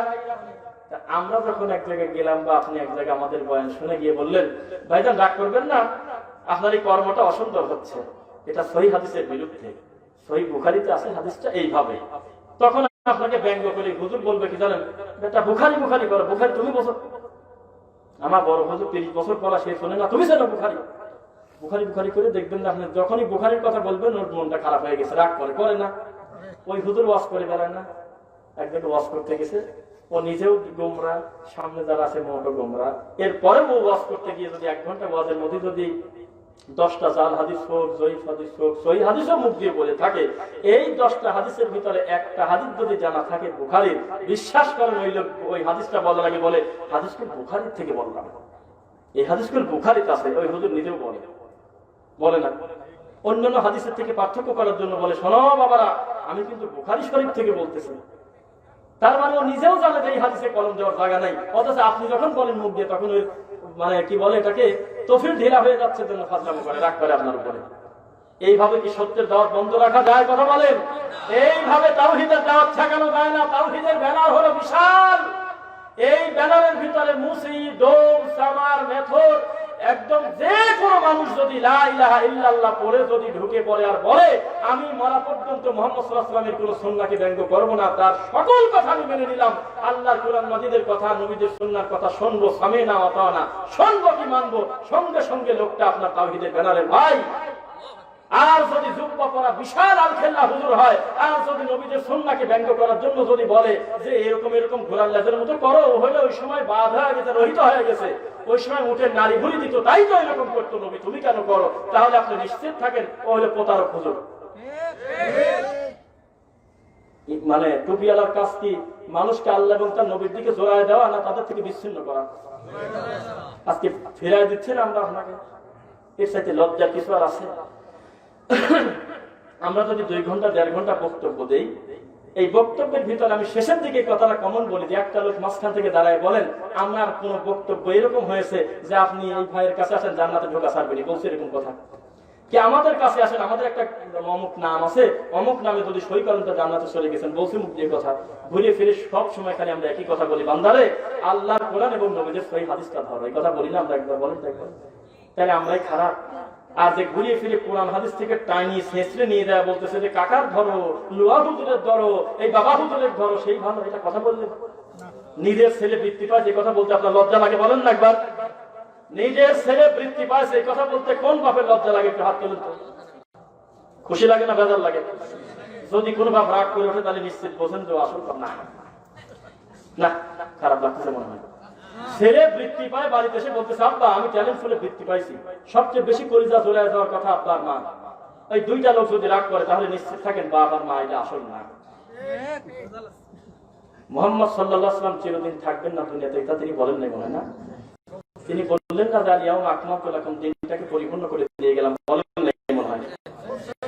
সেই নবী মুহাম্মদ সাল্লাল্লাহু আলাইহি ওয়াসাল্লাম চাইতেন না যে আপনি সত্যটা আর পানিটা আমাদের সাথে কথা বলে দেন, অথচ বাণী কোরআন হাদিসের কর্তব্য যারা দেয় তাদেরকে আপনি সামনে করছেন। আর যারা প্রতারণা করে মিনিটে মিনিটে মানুষকে ধুলা দিয়ে নোংরা কথা দিয়ে মানুষ মাথায় দিতে পারে তাদেরকে তারা ফিরে রাখছেন, তাহলে আপনি মাসাইতে উল্টা হয়ে গেলেন না? এটাই হলো কথা। মাকে সিয়ার থেকে টানতে তুলে দিয়ে চাষিকে বসতে দিছে, এটা কাজ। চাষিকেও বেজ্জিত করলাম, মাকেও বেজ্জিত করলাম, এইভাবে চাষিকে মান দেয় না। আপনি যদি দাদা হুজুরের গল্প দিয়েই ধর্ম চালাবেন তো মাইকিং করার সময় বলে দিলেই হয় যে যেখানে আছেন অমুক তারিখে অমুক বংশের গল্প বলা হবে, তাহলে যারা বাইরে থেকে আসবে ওরা নিশ্চিত জানবে যে আমরা ধর্ম মনে করে যাচ্ছি না, আমরা ওনার দাদার গল্প শুনবো। বাপ দাদার গল্প মনে হয় শোনেন নাই ছোটবেলায়? মনে হয় দাদার তো ঘুম পাড়তেই দেয়নি, দাদা আলাদা গল্প কও, দাদা দাদা আর একটা শাড়ি কও না, তোমার মুখে সেই শুনতে ভালো লাগে, বলেন নাই মনে হয় নাকি? ওই রকম গল্প করুক, মাইকিং নিয়ে আমরা বলবো এটা কোনো ধর্ম টর্ম না, শরীয়ত না, দাদার গল্প হচ্ছে বাবারা। তুমি বলো যে তাফসীরুল কোরআন, তুমি মুখ দিয়ে বলেও যে ইসলামী মহাসম্মেলন, অথচ সেই মাহফিলে এসে মানুষের দিকে ডাকো আস্তাগফিরুল্লাহ আস্তাগফিরুল্লাহ। মুহাম্মদ সাল্লাল্লাহু আলাইহি ওয়াসাল্লাম যদি আপনাকে বলে জুতার ফিতা ছিঁড়ে গেলে আল্লাহকে বলো, ওই আল্লাহর কাছে ছেড়ে যাওয়া যায় না? মানুষ মানুষের কাছে পড়ে আছে। ভিডিওটা কি দেখছেন নাকি? মাদারের সিন নিয়ে আনবক্সিং দেখছেন না? দেখছেন তো একদম গেছিলাম ভিতরে, দেখা হয়তো ওরা থাক, আল্লাহর পর ছেড়ে দিলাম। মাথার টাইনি, মাথার ওয়াল টাইনি, মুসি কান মান মুখ টুক ডইলে একেবারে কাঁদি, মানে মানে সারা শরীর ধরতেছে। প্রতিবন্ধী সওয়ালের সুবাদি খালি গড়ায় আর বলে যে আব্বা দয়া করো আব্বা। বিরাট দাড়ি, তুমি মাথায় যে দাঁড়া আছে, তুমি কয় নামে, তুমি কোন নামে, তুমি কোন নামে, পূজা কয় নামে দিবে, ঘটনা একবারে হুবহু সেম। দুর্গার দরকার, সি সি সি, আস্তাগফিরুল্লাহ পড়েন। মাজার ধরি বাবা দাঁড়া আছে, একটা লোক তার কাছে তিন কাগজ, 4 কাগজ, 6 কাগজ দিয়ে বলতেছে 4 নামে দোয়া করে দেন। 320 টাকা দিল, একটু খুরমা দিল, কি একটু আগরবাতি ছেড়ে দিল, একটু এটা দিল সেটা দিল। তো বলতেছে আগরবাতি গুলি তুই চালাস না, ওগুলি তোমার ব্যবসা করবে, ওগুলি টান দিয়ে নিয়ে যায়, বেশি দোকানে মানে পেলে ঠিক করা আছে, মানে 2-4টা জ্বালা খালি পৌঁতি খালি বাতাসি উড়ায়, বড় ওদিক তুই যাস না, ওগুলি সাইডে রেখে দে, টাকা আমার কাছে কয় নামে আমি বলে দিচ্ছি বাবার কাছে। ধর্মকে কোথায় নিলাম আপনাকে বুঝতে পারতেছেন না। যিনি আপনাকে সৃষ্টি করতে, সে আপনাকে এত বড় ভেদালে ফেলতে চায়, এটা কথা বললেন আপনি? পৃথিবীর মানুষ, আমি এমনি ওয়াজের মাঝখানে বললাম ওই দেখেন একটা সাপ, তাহলে আপনি ভয় পাইছেন কি না পাইছেন তার প্রমাণ ভয় পেলে দৌড় দিবেন, ঠিক কিনা? বোঝা মনে যাচ্ছে না। আমি বললাম যে এই রাস্তা দাঁড়ানো একটা সাদা বুড়ি একটা দাঁত বের করে দাঁড়া আছে, উপরে পাও মাথার নিচে, আপনি ভয় পাইছেন কি না পাইছেন তার প্রমাণ হলে এই রাস্তায় গেলেন কি না গেলেন, তাই তো কথা। আর মানুষের এই সমস্ত জীবজন্তুর ভয়, বস্তুর ভয় আর আল্লাহর ভয় তফাৎ হলো, মানুষ যে জিনিস থেকে ভয় পায় সেই জিনিস থেকে পলায়ন করে, আর আল্লাহকে যে ভয় পায় সে ঘুরে ফিরে খালি আল্লাহর কাছে আরো বেশি যায়।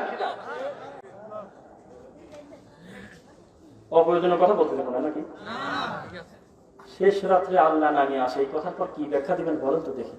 কিভাবে আপনি বলতে পারেন যে আপনার কথা আল্লাহ শোনে না? তিনি শোনানোর জন্যই তো আসতেছেন, আপনি শোনাচ্ছেন না। আপনাকে বলে দিয়েছে যে তুমি গুনাহগার, তোমার কথা আল্লাহ শোনে, তুমি এমপির কাছে সরাসরি যাবে পারবে না। মেম্বরে ধরো, আগে মেম্বরে কাকে রাজি খুশি করো, তারপর চেয়ারম্যান, চেয়ারম্যান থেকে উপজেলা চেয়ারম্যান, উপজেলা চেয়ারম্যান থেকে ডিসি, ডিসি কিন্তু কোন রকম ম্যানেজ করে যদি সম্ভব হয় 2-6 মাস চেষ্টা করার পর তখন হলে এমপির কাছে। তুমি আল্লাহর কাছে এইভাবে চাইতে পারো, নিজের মেয়ে নিজে বিয়ে দেওয়া যায়, তুমি ঠাকুর বাবাকে খুশি করো, তার দিক তাকালে একেবারে সগীরা গুনাহ মাফ, নাউযুবিল্লাহ। বাবাকে ম্যানেজ করো, বাবা 7-8 বছর পাও হাত পাও টিপে পাগল বানা ছাড়লি, 7-8 বছর পর তোমাকে দ্বিতীয় র্যাঙ্ক দেবে। এইভাবে র্যাঙ্ক দিতে দিতে দিতে দিতে দিতে দিতে তুমি যখন একটা বড় স্তরে চলে যাবে তখন তুমি ফানা হয়ে যাবে রে বাবা। ঘুরে ফিরে টানি লোকটাকে আল্লাহর কাছ থেকে দূরে ঠেলে দিলাম না ব্যক্তির কাছে। আর যদি প্রথমেই বলতাম এই তো ডান ভেঙে দেবো, আমি তোকে কি দিতে পারি, সব কথা আল্লাহকে বল, যা সত্য আল্লাহকে বল, তোর সকল যত সমস্যা আছে সব সমস্যা আল্লাহকে বল। তুমি কোন পাপি, যেই পাপি হলে নিজের পরিচয় করতে সন্তানকে কবর দেওয়া যায় জীবিত, তার চেয়ে বেশি পাপি তুমি। বনী ইসরাইলের ভিতরে 99টার অধিক 100টা হত্যা করার পর ক্ষমা পায়, তার সাথে বেশি পাপি তুমি নাকি? তোমার ওই পাপ করার সাধ্যই নাই, যেই পাপ আল্লাহ ক্ষমা করতে পারে না। তিনি রহমান, তুমি খালি একবার মুখ দিয়ে বলো যে আমি এই গুনাহ দ্বিতীয়বার করবো না, তুমি ঘুরিয়ে খালি ঠাকুরের কাছে দৌড়াও কেন? তুমি ঘুরে ফিরে আমি আল্লাহকে বেজ্জত করতে চাচ্ছ। আমি তোমাকে বলেই দিলাম ইয়াসআলুনাকা আনির রূহ, মুহাম্মদ সাল্লাল্লাহু আলাইহি ওয়াসাল্লাম ওরা যদি বলে যে রূহ কি, বলির রূহু মিন আমরি রাব্বি, আপনি বলে দেন রূহ হলো আল্লাহর আদেশ। ইয়াসআলুনাকা আনিল খামরি ওয়াল মাইসির, মদ জুয়া কি, কুল ফীহিমা ইসমুন কাবীরুন ওয়া মানাফিউ লিন-নাস, এই কথাটা বলতে মুহাম্মদ সাল্লাল্লাহু আলাইহি ওয়াসাল্লাম আপনি বলে দেন।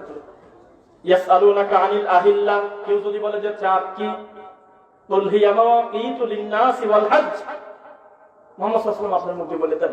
সব কথা হাত ধরে নিচ্ছে না, কথা বলেন না কেন? সব কথা মুহাম্মদ সাল্লাল্লাহু আলাইহি ওয়াসাল্লাম আপনি বলে দেন না। যেই আল্লাহ বলতেছে ইযা সালাকা ইবাদি আন্নি, কোন বান্দা যদি এই কথা বলতে বলতে বলে ফেলে যে আমি আল্লাহর ব্যাপারে, ফা ইন্নী করিব, এখানে কলা তুলে দিলেন, তাই তো? এখানে আর কলা নাই, আছে ফা ইন্নী করিব। এটা জিজ্ঞাসা করার কি আছে? আমার স্বামী, আমার বাসির, আমার দেখা, আমার শোনা, আমার দয়া সর্বত্র মানুষকে ঘিরে আছে, এটা জিজ্ঞাসা করার কি আছে? কথা বুঝতে পারলেন না? এতক্ষণ কিন্তু বললো যে সায়াকুলু সুবহাউ মিনান নাসি মা আল্লাহুম আন কিবলাতিহিম আল্লাতী কানু আলাইহা, এই মুনাফিকরা আইলো বিলাসী বলবে যে মুহাম্মদ সাল্লাল্লাহু আলাইহি ওয়াসাল্লাম পাগল হয়ে গেছে, কয়দিন এই দিক সিজদা দেয়, কয়দিন এই বাইতুল মুকাদ্দাসের দিক সিজদা দেয়, এরা আবার কি শুরু করলো? আপনি বলে দেন কুল্লিল্লাহিল মাশরিক ওয়াল মাগরিব, হে মুহাম্মদ সাল্লাল্লাহু আলাইহি ওয়াসাল্লাম আপনি বলেন পূর্বও যে আল্লাহ, পশ্চিমও সেই আল্লাহ, তোমার মাথা ব্যথা কিসের? সব কথা নবীর হাত ঘোরায় নেয় আল্লাহ। যেই তার নিজস্ব সত্তার ব্যাপারে কথা আসছে সঙ্গে সঙ্গে কলা তুলে দিলেন, বলতেছে ফাইন্নী করিব, জিজ্ঞাসা করার কি আছে, আমি আল্লাহই হলো সবচেয়ে নিকটে, এর চাইতে নিকটে আর কোনো জিনিস নেই। সেই আল্লাহকে দূরে মানা ছাড়িয়ে নেই আমরা। আল্লাহ আমাদের দূরে মনে করছি না কাছে মনে করছি? কাছে মনে করলে সব সমস্যার সমাধান হয়ে যেত। আমরা যে কোনো প্রয়োজনে আমরা আল্লাহকে স্মরণ করতাম। এটাই হলো আল্লাহ শ্রেষ্ঠত্ব, আল্লাহ সৌন্দর্য। খুব বেশি লম্বা কথা আমরা বলতে চাচ্ছি না, আপনাদের বিরক্তি আসার আগে শেষ করবো। কোনোভাবে যারা আমাকে চেনেন জানেন, আমার মনে হয় আজকে থেকে 3-4 মাস আগে যেসব ভিডিও দেখছেন 3 মিনিটে 4 মিনিটের বেশি কি পাইছেন? 3 মিনিট 4 মিনিট 1.5 মিনিট 5 মিনিটের একটা ক্লিক করে একটা বিষয়ের উপর কথা বলতাম না। এটা আমার একটা টার্গেট ছিল যে মানুষের বিরক্তি আসার আগে বক্তব্য শেষ করতে হবে, একটা গতি আমার। অথচ অনেক জ্ঞানী মানুষের সময় মাইক পেলে মনে করতে পারে কিছু জিনিস ইউনিট আজকে খবর করে ছাড়বো, 3 ঘন্টা 2.5 ঘন্টা খালি টানে, আবার বলতেছে আগামীবার দাওয়াত দিলে আসি জেট টানি দেবো। এটা ওয়াজ হইল না। আপনার বিরক্তি আসার আগে আমরা গুরুত্বপূর্ণ কথা অল্পই হয় বলে আমরা মনে করি, আলহামদুলিল্লাহ অল্প যথেষ্ট কিনা বলেন। আমরা খুব বেশি লম্বা আমরা কথা বলবো না ইনশাল্লাহ। আর ঘড়ি একটা সামনে দিলে হয়তো টাইমটা দেখতে পারতাম, আমার কাছে তো নেই। আবার একটু জাগ্রত হন, লিল্লাহি তাকবীর। আলহামদুলিল্লাহ 11:20। আমরা একটু কথা বলি নাকি বলেন? আলহামদুলিল্লাহ। সভাপতি সাহেব বলতেছে বলেন, আল্লাহ তুমি সকলকে দিনের জন্য কবুল কর, আল্লাহুম্মা আমিন। আমরা একে অন্যকে ভালোবাসি কার জন্য? মুখ দিয়ে বলেন একবার, আল্লাহর জন্য। হাত তুলে বলেন কার জন্য? আল্লাহর জন্য। লিল্লাহি তাকবীর। আল্লাহ তুমি কবুল করো, আমিন। ওই আরেকটা কমন কথা বলি, উপমহাদেশ বলে একটা ব্যাপার আছে মনে হয় নাকি? বিশ্বাস করেন একটা লম্বা সময় আমার এই কথাগুলো বিশেষ করে আমার হাতের ডান পাশে যে 2 জন বসে আছে ক্লিয়ার বুঝতে পারবে, আপনিও খেয়াল করে বুঝতে পারেন মুরব্বীরা। আমরা একটা লম্বা সময় ধর্মটাকে আমরা মনে করতাম আল্লাযী খালাকাল মাউতা ওয়াল হায়াতা লিয়াবলুয়াকুম আইয়ুকুম আহসানু আমালা। আল্লাহ বলতেছে যে আমি আল্লাহ তাদের হায়াত আর মউত সৃষ্টি করেছি এই কারণে কে কার চাইতে কর্মে উত্তম, আহসান আমালা করে, আমালুল সালেহ করে। বোঝা গেল না? মনে হয় রাগ করবেন না। আমাদের উস্তাদরা আল্লাহ তুমি তাদের অন্যান্য গুণের ওসিলা তাদের এই ভুলগুলো মাফ করে দাও আল্লাহ। আমাদের হুজুররা কি ব্যাখ্যা করলে একটু শুনবেন না? মনে হয় শুনবেন তো। আমাদের হুজুররা আমাদের বলতো আমি তোমাকে হায়াত আর মউত সৃষ্টি করেছি এই কারণে যাতে কে কার চাইতে বেশি আমল করে কবরে আসতে পারো। বিশ্বাস করেন তাই। এই জন্য আমরা খালি রাকাত সংখ্যা বাড়াতাম সমান 80 রাকাত আমি 120 রাকাত মেরে দেব আজকে। আমরা খালি রাকাত সংখ্যা বাড়াই গেছি একটা লম্বা সময়, আপনারা রাগ করবেন না, মিলায় নেন। তখন আমরা ইবাদতের কোয়ালিটি হারাই ফেলছি। বুঝতেছেন না? মনে হয় সবে বরাত যদি একটু ঝুমতাম বসতে দিত বলতো বেতে কাপে বসা, একটু ঝুমলি পরে আসি বাড়ি দিতে বলতে থাক এই শুধু তাড়াতাড়ি 4 রাকাত নামাজ পড়িনি। তার মানে খালি রাকাত বাড়াতে বলছে, একটা বারও বলে নাই যে 2 রাকাত পড়ো একটু সুন্দর বিনয়ের সাথে লম্বা কিরাত দিয়ে পড়ো, তা বলে নাই। খালি বলছে যে রাকাত মারে চলে যাও, যার যত বেশি হয়। সকালবেলা প্রতিযোগিতা করতাম, তোর আমি বেশি 132, ও বলতেছে আমি চুপ করেছিলাম যে শেষে বলবো আমি 162। রাকাত সংখ্যার উপরে যখন বান্দা গুরুত্ব দিয়েছে তখন ইবাদতের স্বাদ কোয়ালিটি নষ্ট হয়ে গেছে, জানেন আপনি? একটা গ্রামে মনে হয় 10টা কোরআনে হাফেজ থাকে না, তাই না? তো থাকলে কথা বলেন থাকে কিনা? তার উস্তাদও থাকে না। তো 10টা হাফেজ একটা মাদ্রাসা থেকে ছেড়ে দিয়েছে যে খতম তারাবি পড়া আসে 10টা। আশেপাশে মসজিদ 10টা মসজিদ, টাঙ্গাইলে মসজিদ প্রচুর মসজিদ, আলহামদুলিল্লাহ 10টা মসজিদ আশেপাশে মনে করেন আছে। 10টা কোরআনে হাফেজ মাগরিবের সালাতের পর ইফতার করে মাগরিব করে চলে গেল, গিয়ে তারা খতম তারাবি পড়বে। এই 10 জন কোরআনে হাফেজের ভিতরে সবচেয়ে ভালো হাফেজ আমরা বিচার করছি, আমাদের হুজুররা বিচার করছে যে যত তাড়াতাড়ি মেরে চলে আসে পারে। বলতো যে তিনি শাখান দেখ 26 মিনিটে 20 রাকাত মেরে চলে আসছে। সবচেয়ে শেষে যে আসতো তাকে বলতো তুই একবার আইসি, তোর মুখ চালু হলো না এই কাজে। না মনে খারাপ লাগছে আপনাদের। এটা আমি অবিশ্বাস মানে মিথ্যা কথা বলার কোনো প্রয়োজন নেই, আমি নিজে একজন কোরআনে হাফেজ আলহামদুলিল্লাহ। এটা হয়েছে। ওই গ্রামের লোক যেই ছেলেটা করতো আলহামদুলিল্লাহি রাব্বিল আলামিন আর রহমানির রহিম, ওই কারা গাইবেন নিত না। তো ডেইলি হাফেজ এখানে মাজা লাগিয়ে যায়, 1.5 ঘন্টা গরিব খালি পড়ে। অথচ ছেলেটাই করে হক আদায় করে করলো। ছেলেটা প্রতি হাতে থেমেছে সুন্দর করে পড়তেছে। আর যে বলতেছে আলহামদুলিল্লাহ রাব্বিল আলামিন আর রহমানির মালিক ইয়াউমিদ্দিন ইয়াকা না'বুদু ওয়া ইয়্যাকা নাস্তাঈন সিরাতাল মুস্তাকিম সিরাতাল লাযীনা আন'আমতা আলাইহিম গায়রিল মাগদুবি আলাইহিম ওয়া লাদ-দাল্লিন আমিন। এক টানে মারি চলে গেল, বলতেছে জিনিস এত সুন্দর মুখ চলে, আপনার হাতে যত হাফেজ আছে ওই ছেলেটাকে আমাদের মসজিদে দিবেন, আমরা কেন্দ্রীয় মসজিদে নেব। তাই নিয়ে ইউটিউব কাটাছির আসর করে দিত, আর বাকিগুলি আর বসে থাকতো তোমরা আইছি। এইভাবে আমাদেরকে ধর্ম বোঝাচ্ছে একটা লম্বা সময়। এই কথার দ্বারা আপনি কি বুঝলেন? আমি এত কিছু জানলাম কেন জানেন? আপনার মতো এত ভালো কপাল আমার কিনা আমি জানি না, তবে আমি একটা লম্বা সময় আমি ভুলের ভিতরে ছিলাম। আল্লাহ রাখছিল তা বলা ঠিক হবে না, আমি সত্যটা হয়তো পাই নাই বা আমার বুঝে দিয়েছিল, পরবর্তীতে আল্লাহ আমার সঠিক দিনের বুঝ দিয়েছে, আলহামদুলিল্লাহ। না রাগ হচ্ছে এই কথা শোনার পর যে এত মিলাদ করেনি হুজুর, তো এরকম তো না। এখন ওই কথাগুলো অনুসরণ মানে বারবার অনুশোচনা করি আর বলি, আল্লাহ আমরা যদি আগে জানতাম তোমার দিনের কত সৌন্দর্য, এখন আমরা বুঝতেছি। আচ্ছা আগে মানে একজন বিদাত করে জান্নাতে আগে দৌড়টি ঢোকার জন্য না। একটা লোক বলতেছে মানে একামতের সময় দেশ শুনতেছে আসাদ মোহাম্মদ রাসূলুল্লাহ, তাকে আমার দিক ফু দিয়ে চোখ টানি মুছিয়ে কাঁদিয়ে ফেলায়। আমার কথা বলেন নাই মনে হয়, আপনি বলেই দেখেন যে চাচা ওরকম করতেছো কেন, এই কাজটা ঠিক না, কথা বললে খবর আছে আপনার, বললে এটা কথা বললে নাকি? আমার সোনার নবীর নাম শুনি আমি চোখ মুছো না, মানে এই নাম শুনি চোখ মোছার কারণে 60 বছর বয়স আমি এখনো কোরআন মাজিদ চশমা ছাড়া পড়ি। যুক্তি দেখেন কোথায়, অথচ ভুল করছে জায়গা মতো। দেখেন ওই লোক আশহাদু আন্না মুহাম্মদ রাসূলুল্লাহ শোনার আগে কিন্তু আল্লাহু আকবার হয়ে গেছে কয়েকবার, হয় নাই? আশহাদু আল্লা ইলাহা ইল্লাল্লাহ পৃথিবীর শ্রেষ্ঠ বাক্য হয়ে গেছে, আল্লাহ নামের ভিতরে লোকটা বরকত খুঁজে পায় নাই। যেই শুনতে সাল্লাল্লাহু মুহাম্মদ রাসূলুল্লাহ চোখটা ডলি মুছি একেবারে সমান করে ছাড়তেছে। এই যে একটা ভক্তি, আপনার কি মনে হয় ওই চাচার উদ্দেশ্য জাহান্নামে যাবে, তাই নাকি? ডানে বামে যারা কিছুই করে না, ইমাম যা বলে মুয়াজ্জিন যা বলে তাই বলে, তাদেরকেও খারাপ মনে করে, ও মনে করে যে ওরা জান্নাতে ঢিলি আর আমি হয়তো দৌড় দিয়ে জান্নাতে যাবো। তাই সব বাচ্চার দিই ও শুরু করছে খালি মোহাম্মদ রাসূলুল্লাহ শুনলেই ফোন দিয়ে চোখ মুছে, বোঝা যাচ্ছে না? কিন্তু ভুল করছে হলো মুহাম্মদ সাল্লাল্লাহু আলাইহি সাল্লামকে বড় করতে দেয়, খাটো করতেছে। মুহাম্মদ সাল্লাল্লাহু আলাইহি সাল্লাম তো নিজেই বলছে যে তোমার এই খাতার নিতে বলছে কি, আমি তোমাকে বলেই দিলাম মুয়াজ্জিন যা বলে তুমি তাই বলো, তুমি শুধু হাইয়া আলাস সালাহ আর হাইয়া আলাল ফালাহ সময় বলো যে লা হাওলা ওয়ালা কুওয়াতা ইল্লা বিল্লাহ। আমি মনে করলাম যে এটা কি আমার হয় নাকি, আমি তোমার নাম শুনে আমি একেবারে ওই সময় দৌড় করে চোখ মুছবো। তার মানে আমরা কিন্তু কিসের পর গুরুত্ব দিয়ে দিলাম আর কাকে ছাড়লাম আমরা, বোঝা যাচ্ছে না আমাদের? তো এটাই হয়েছে একটা লম্বা সময় দিনটাকে আমরা বিকৃত। আচ্ছা ওয়াজ লাগে না মনে হয় আমার কথাগুলো, তাই না? গল্প লাগে না, না ওয়াজ লাগে? ও একজন সাহেব বলছিল যে আমার বক্তব্য যখন 1.5 ঘন্টা, তখন আমার মা বোনরা পর্দার ওই পাশ থেকে বলতেছে এ হুজুর ওয়াজ করবি কোন সময়, খালি তো কথাই কয়।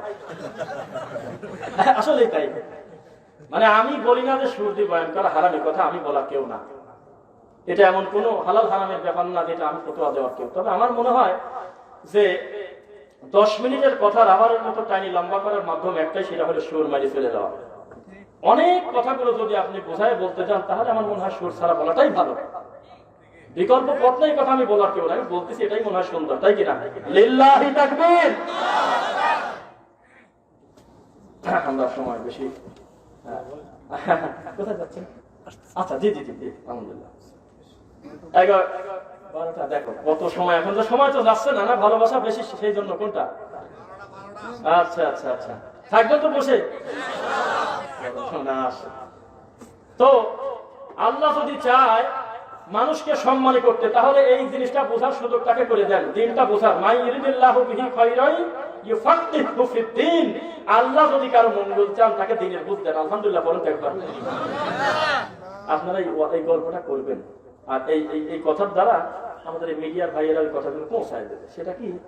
বিদাতি মনে করতেছে আমি যদি রাতারাতি বিদাত পরিত্যাগ করি, সত্যটা মানুষের কাছে স্বীকার করে আমার ঘাট ধরে বাইর করে দিবেন, অথচ জানেই না সুন্নাতই তাকে বড় করতে পারে, বেদাতি তাকে দিন দিন বেইজ্জত করতে পারে, ও জানেই না। সুন্নাত কোনদিন মানুষকে বেইজ্জত করে না, সুন্নাত মানুষকে রাত দিন সম্মান বাড়ায়। আলহামদুলিল্লাহ পড়েন না? বিদাত যখন করতাম কবরের পাশে যখন কাঁদিয়ে দিছি মুনাজাত ধরে 2000 বার গেছে রাতারাতি। জিনিসটা একটা আগামীবারও যদি ঢাকাতে যখন আসবে হুজুর একদিন বাপের কবরে দোয়া করা ছাড়বো। এত মিষ্টি টান দিয়ে কাজে কাটে উঠছে একটা লম্বা সময়, ইবাদতে তৃপ্তি পাইনি, স্বাদ পাইনি। যখন জীবনের সকল মানে কুসংস্কার, বিদআত, শিরক সবকিছুকে কুরবানি দিয়ে সঠিক আকীদা গ্রহণ করলাম, প্রত্যেকটা কর্মে আমি তৃপ্তি পাই। যেটাকে আজকে আপনি ছোটখাটো সুন্নাত বলে আপনি ব্যঙ্গ করে দিচ্ছেন, ওটা যে সুন্নাত এটা জানতামই না আগে। আমরা যাচ্ছি তাই করেছিলাম একটা লম্বা সময়, পরে দেখতেছি যে জালের পিছনে যত সময় দিছি তত সময় যদি শহীদ পিছনে দিতাম তাহলে এদেশে আরো বহু দিন বোঝা বিরাট বিদ্যালয় আল্লাহ তৈরি করতেন। কিন্তু এইটা আমরা মাথায় নিয়ে নেই, আমরা পড়ে আসছি যে ধর্ম বোঝা তো আমার কাম না, এটা হলো বাবা যা বুঝবি সেটাই। মুহাম্মদ সাল্লাল্লাহু আলাইহি ওয়াসাল্লাম আল ইয়াউমা মানে তারাকতু ফিকুম আমরাইন এই কথা বলে নাই, আমি তোমাদের কাছে দুইটা জিনিস ছেড়ে গেলাম এই কথা বলে নাই নাকি? কি বলছে? কিতাবুল্লাহ ওয়া সুন্নাতুর রাসূল সাল্লাল্লাহু আলাইহি ওয়াসাল্লাম নাকি? আল্লাহর কুরআন এবং আমি মুহাম্মদ সাল্লাল্লাহু আলাইহি ওয়াসাল্লামের সুন্নাহ হাদিস, তাই তো? তো এই দুইটা বলার পরে মনে হয় মুহাম্মদ সাল্লাল্লাহু আলাইহি ওয়াসাল্লাম বলছিল এই দুইটা আর আবু বকর, তাই বলছিল মনে হয় নাকি? আচ্ছা এই দুইটা আর হলো উমর, এই কথা বলছিল মনে হয় নাকি? এই কথা বলে নাই নাকি? বলছে যে এত বড় কোরআন, এটা হলো পবিত্র, আল্লাহ হলো সুবহান, এত বড় গুরুত্বপূর্ণ হাদিস, এগুলো বুঝতে গ্রামার লাগে, ইবারত বোঝা লাগে, বহু ব্যাপার আছে, টানটুন বহু মুশকিল আছে, ধর্ম বোঝা তোমার কাম না রে উম্মত। তোমাদের ভিতর থেকে যারা বড় বড় পেলে তাদের কাছে ধর্ম ছাড়িয়ে দিয়ে দিও, যা কয় টাইনি নিয়ে ওইটা কবরে চলে যায়, বলছে এই কথা নাকি? তারা একটু ফিকুম আমরাই এই কথাই বলছে নাকি? অথচ তার ডানে বামে জান্নাতি সাহাবী ছিল না মনে হয়। এককভাবে কোন লোককে কেন নবী সাল্লাল্লাহু আলাইহি ওয়াসাল্লাম বললেন না যে এই দুইটা আর একটা লোককে শুধু মানিয়ে নিও, নির্দিষ্ট একজনকে মানিয়ে নিও, সব কাজ শেষ হয়ে যাবে, আর কোনো ভেদাল নেই, একবার জান্নাতে ঢোকা দিবে। অথচ সারা জীবন আপনি অপবাদ দিলেও আবু বকর রাদিয়াল্লাহু তাআলা আনহুর জীবনে কলম দেওয়ার জায়গা পাবেন না, আলহামদুলিল্লাহ বলি আমরা। ওসমান রাদিয়াল্লাহু তাআলা আনহুর জীবনে কোনোদিন কলম দিতে পারবেন না, আলহামদুলিল্লাহ। ওমর রাদিয়াল্লাহু তাআলা আনহুর সম্মানে বিন্দু মাত্র ঘাটতি করতে পারবেন না, আলী রাদিয়াল্লাহু তাআলা আনহু এদের সম্মানে বিন্দু মাত্র কোনো ঘাটতি আপনি করতে পারেন না। এত সম্মান আল্লাহ তাকে দিয়েছেন, মুহাম্মদ সাল্লাল্লাহু আলাইহি ওয়াসাল্লাম তাদেরকে ভালোবেসেছেন, অথচ তাদের কাউকে নির্দিষ্ট করে বললেন না যে যা বলে তাই শুনে নিও। এই কথা যদি এত বড় দামি মানুষকে বলা না যায়, আর 1450 বছর পর আমার বাবার আবার বলা যায় এই কথা? ওরা বলে যে আমার বাবা কি কয়েছে নাকি যে আমার সেজদা দেও, কি আমার এইটা বলো? তোমার বাবা বলে নাই? তোমার বাবা ওয়াজ করতেছে, একটা লোক টান দৌড় পারি মুড়ি দেশি গলা ধরে বলতেছে যে খোদা উপরে থাকবে কেন, খোদা তো এখানে বসে আছে। এ কথা বলে নাই মনে হয়? সাক্ষী থাকলে বলেন, বলছে তাই না? তো মুড়ির পীর তখন কি বলছিল? তো দাঁত ভাঙিয়ে দেবো, তাই বলছিল না হাসছিল? তৃপ্তিবোধ করছিল জিনিস, বাহ আমি আজকে খুশি, আমাকে আল্লাহ বললে আমার মুড়ি। কত বড় নোংরা নীতি হলে পরে এই কথা বলা সম্ভব? বলতেছে আসিয়াকে চেনে, আসিয়া হলে আমার নবীর বউ, বিচারের মাঠে তাই হবে। একটা লোক মঞ্চের থেকে কেউ বলে না এটা কথা বলে না নাকি, কিসের সাথে কি মিলান? এটা হলো অবস্থা। আপনারা যতদিন আপনাদের স্বচ্ছ দিনটা বুঝে না নিবেন ততদিন পর্যন্ত প্রতারক হুজুর আপনাকে বোঝায় দেবে না। কথা বোঝা গেল না মনে হয়? আপনি একটা মঞ্চে বক্তার একটা ভুল ধরেই দেখেন, সালাম দিয়ে একটা গালি দিবেন না, নোংরা কিছু বলবেন না, হাসতে হাসতে বলবেন, রাগ করবেন না, উস্তাদজি কি হুজুর কি শায়েখ কি মাওলানা কি হুজুর কি মৌলভী, আপনার এই হাদিসটা এখন যেটা বললেন এটা তো তিরমিজিতে আছে, আমরা অস্বীকার করি না, কিন্তু তিরমিজি নিজেই তো বলতেছে হাযা হাদিসু দাঈফ, দাঈফ জিদ্দান, এই হাদিসটা দুর্বলের চাইতে দুর্বল, এই হাদিসটার ব্যাপারে আপনি কি বলেন? দেখবেন যে পরবর্তী মাহফিলে আপনি চাইলে বা দেখতে পেলেন কোন ওই গ্রামে গেলে খালি ধরে ফেলায়। আজ অন্যান্য দিন যদি কোরআন হাদিস কিছুই না পড়ে, আজকে বাইরে দিয়ে কোরআন হাদিস খুলে পড়বে, কবি যে অন্তত সূরা বালাতটার অনুবাদ করে দেওয়া হবে, তাহলে যদি করেই যায় টাঙ্গাইল যায় সেটা একবার যত এই পড়ার সুযোগ করে দিবেন আপনারা।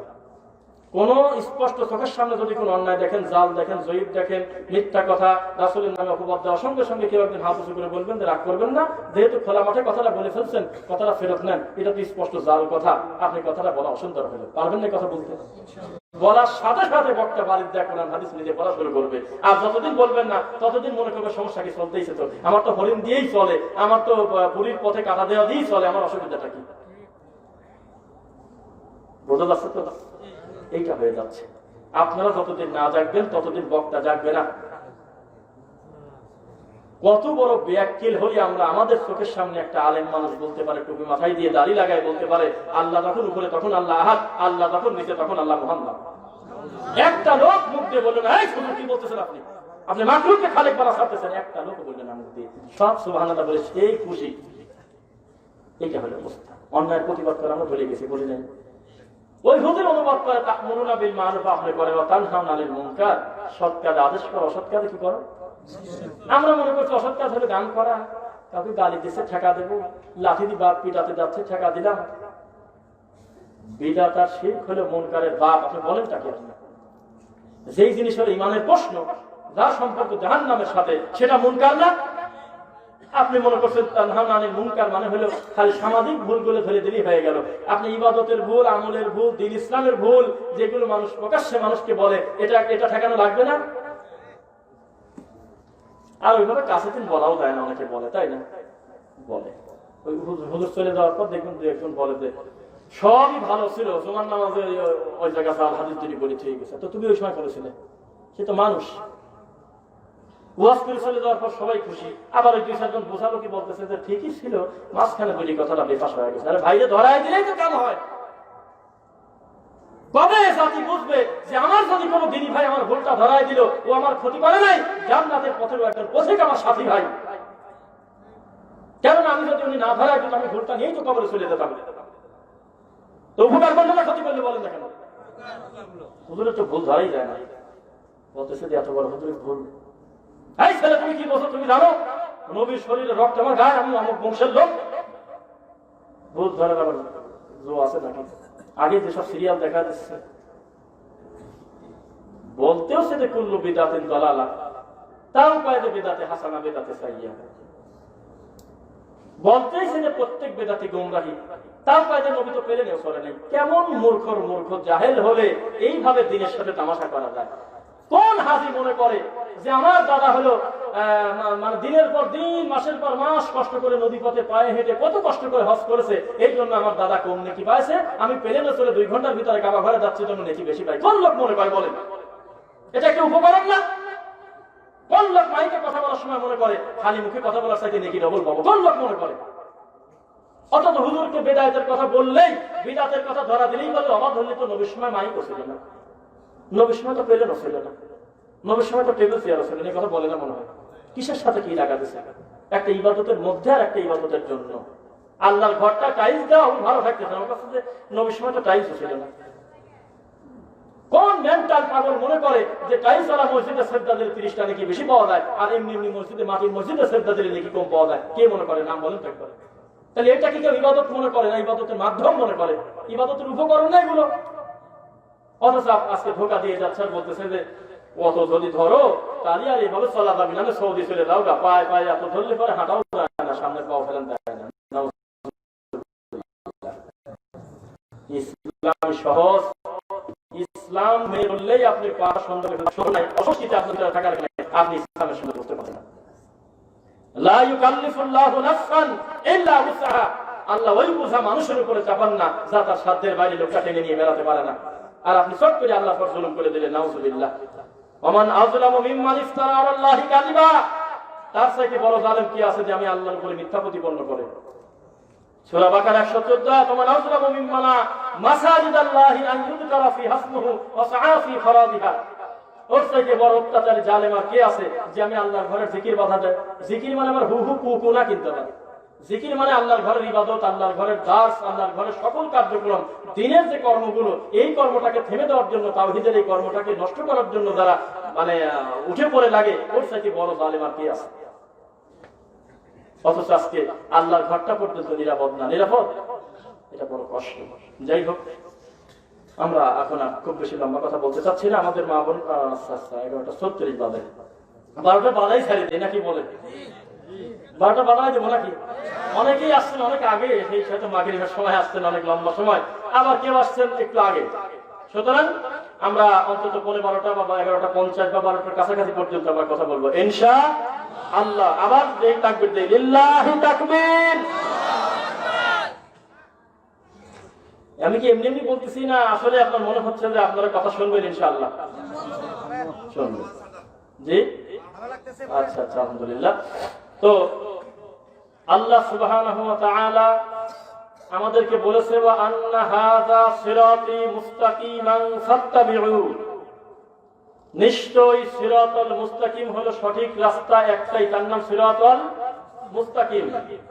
ওয়ালা তাত্তাবিউস সুবুল, অন্য কোন রাস্তার অনুসরণ যদি করো, ফাতাফাররাকা বিকুম আন সাবিলি, সঠিক মূল রাস্তা থেকে তোমাকে গোমরা করে ছাড়বে, তুমি ভিন্ন হয়ে যাবে। সিরাতুল মুস্তাকিম কয়টা? যখন এর মধ্যে চিশতিয়া সাবিলি নকশবন্দি ঢুকে গেছে, তখন সিরাতুল মুস্তাকিমের স্বাদ আপনি আর পাচ্ছেন না। কত লোকের যে প্রশ্ন, খালি বলে যে নামাজের ভিতরে দুনিয়াবি চিন্তা আসে, বাজে চিন্তা মাথায় আসে, কি করবো? নামাজের ভিতরে বহু খারাপ চিন্তা আসে, এটা নাই আপনাদের প্রশ্ন মনে হয়? এই প্রশ্নের 90% সমাধান একটাই, আপনি আল্লাহকে কি বলতেছেন এই কথা আপনি নিজেই জানেন না। সুবহান রাব্বিয়াল আযীম খালি 40 বছর বলতেছেনই, এই কথাটা কাকে শোনাচ্ছেন এবং কি অর্থটা এটা ভিতরে আনতে পারতেছেন না।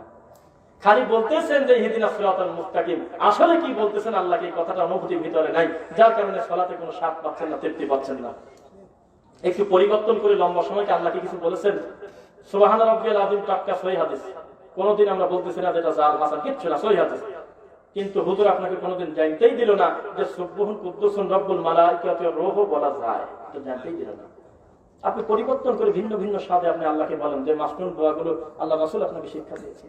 ফাসাব্বিহ বিহামদি রাব্বিকা ওয়াস্তাগফির, একটু আল্লাহকে বলেন। সুবহানাকা আল্লাহুম্মা রাব্বানা ওয়া বিহামদিকা আল্লাহুম্মা মাগফিরলি, এই কথাগুলো একটু আল্লাহকে বলেন, পরিবর্তন করে করে লম্বা সময় বলেন। কি কার কথা শুনে ইবাদতের স্বাদ পাবেন কিভাবে আপনি বলেন? আল্লাহকে মানতে হবে মুহাম্মদ সাল্লাল্লাহু আলাইহি ওয়াসাল্লামের দেখানো পথে হুবহু না। কিন্তু আমরা কোন জিনিসটা নিয়ে আসছি সেটা আর হিসাব নাই। ইদা মাতাল ইনসান, মানুষ যখন মারা যায়, ইনকাতা আনহু আমালু, তার আমল কাটে দেওয়া হয়, আমল বাতিল করে দেওয়া হয়। এ পর্যন্ত একমত আছেন কিনা?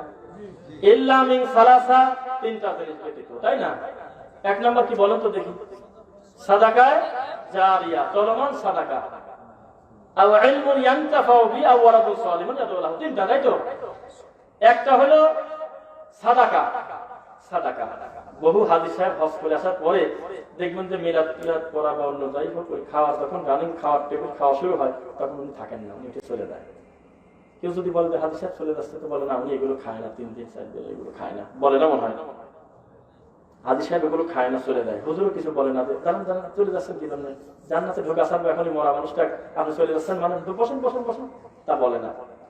সে নিজেও জানে যে কাজটা ভালোই করতেছে।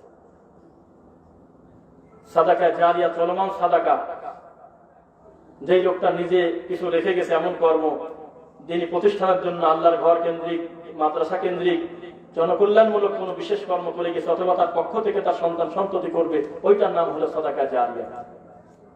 বোঝা গেল কিনা? অন্য মাধ্যমে গেলাম না, কে কোন রোগী এগুলো দরকারই নাই।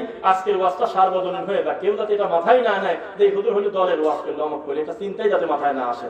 এতক্ষণ পর্যন্ত যে বয়ান দিছি এর ভিতরে কিন্তু একটা বারও বলা হয় না যে আপনি অমুক দল কি আমি অমুক দল কি আমার অমুক করেন, এটাকে বলছি একটা বার।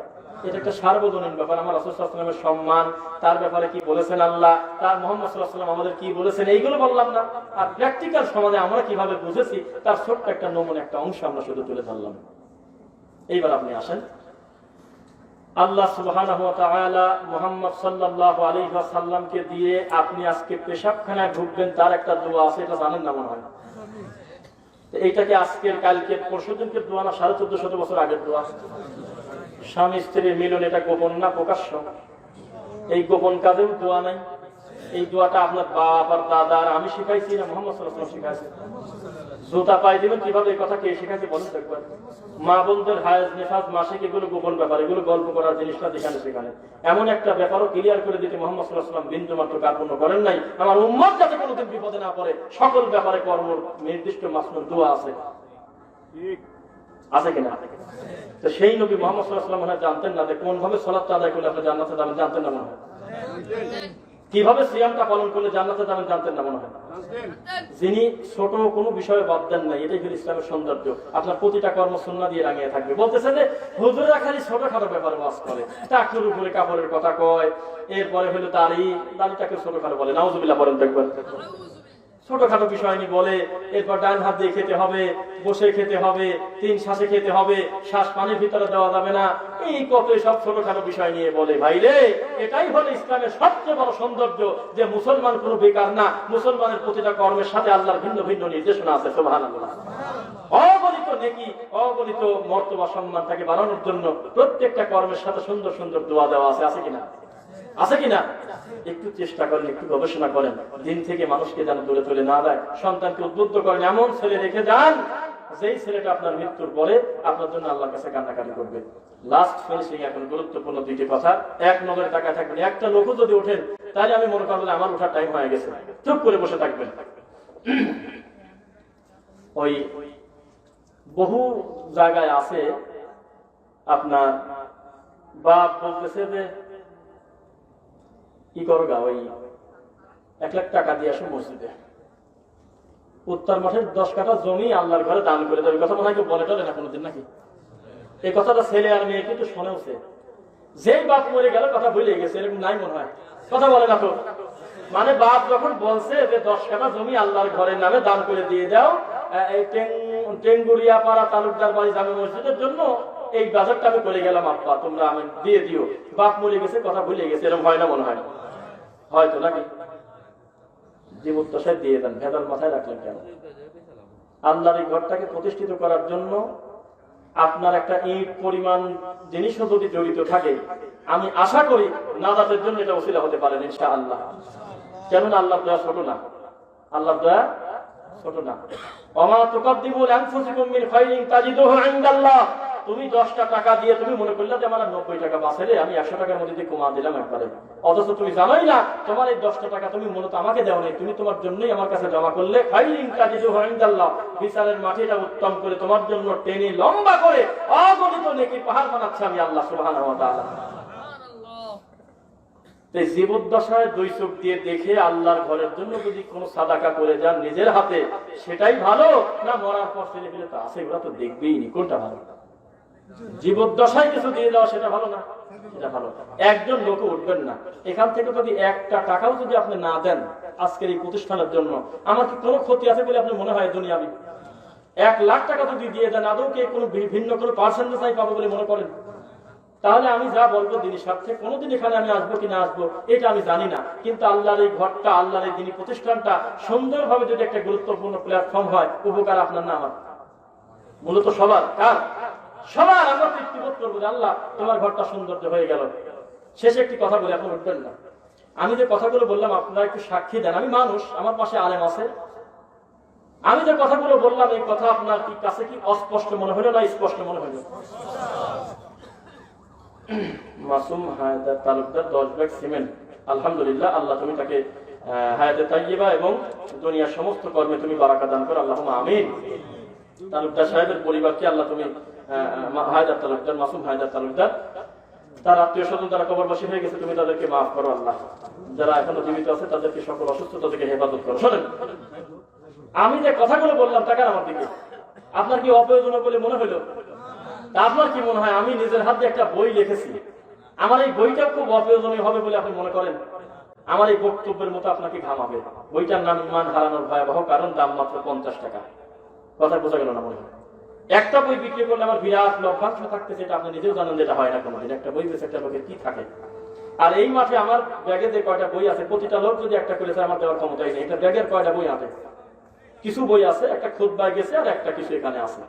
তা আপনি আপনার গতিতে, আপনার যদি মনে হয় এখানে বইটা থাকবে আপনার নিজের ইচ্ছায়, শেষে বাসায় যাওয়ার সময় টাকা না থাকলে এই টাকার কথা মাথায় নিয়ে এমনি একটা বই নিয়ে চলে যাবেন। এই বই বাড়িতে নিয়ে যাওয়া লাগে, এইটা মনে করি আমি আসি নাই।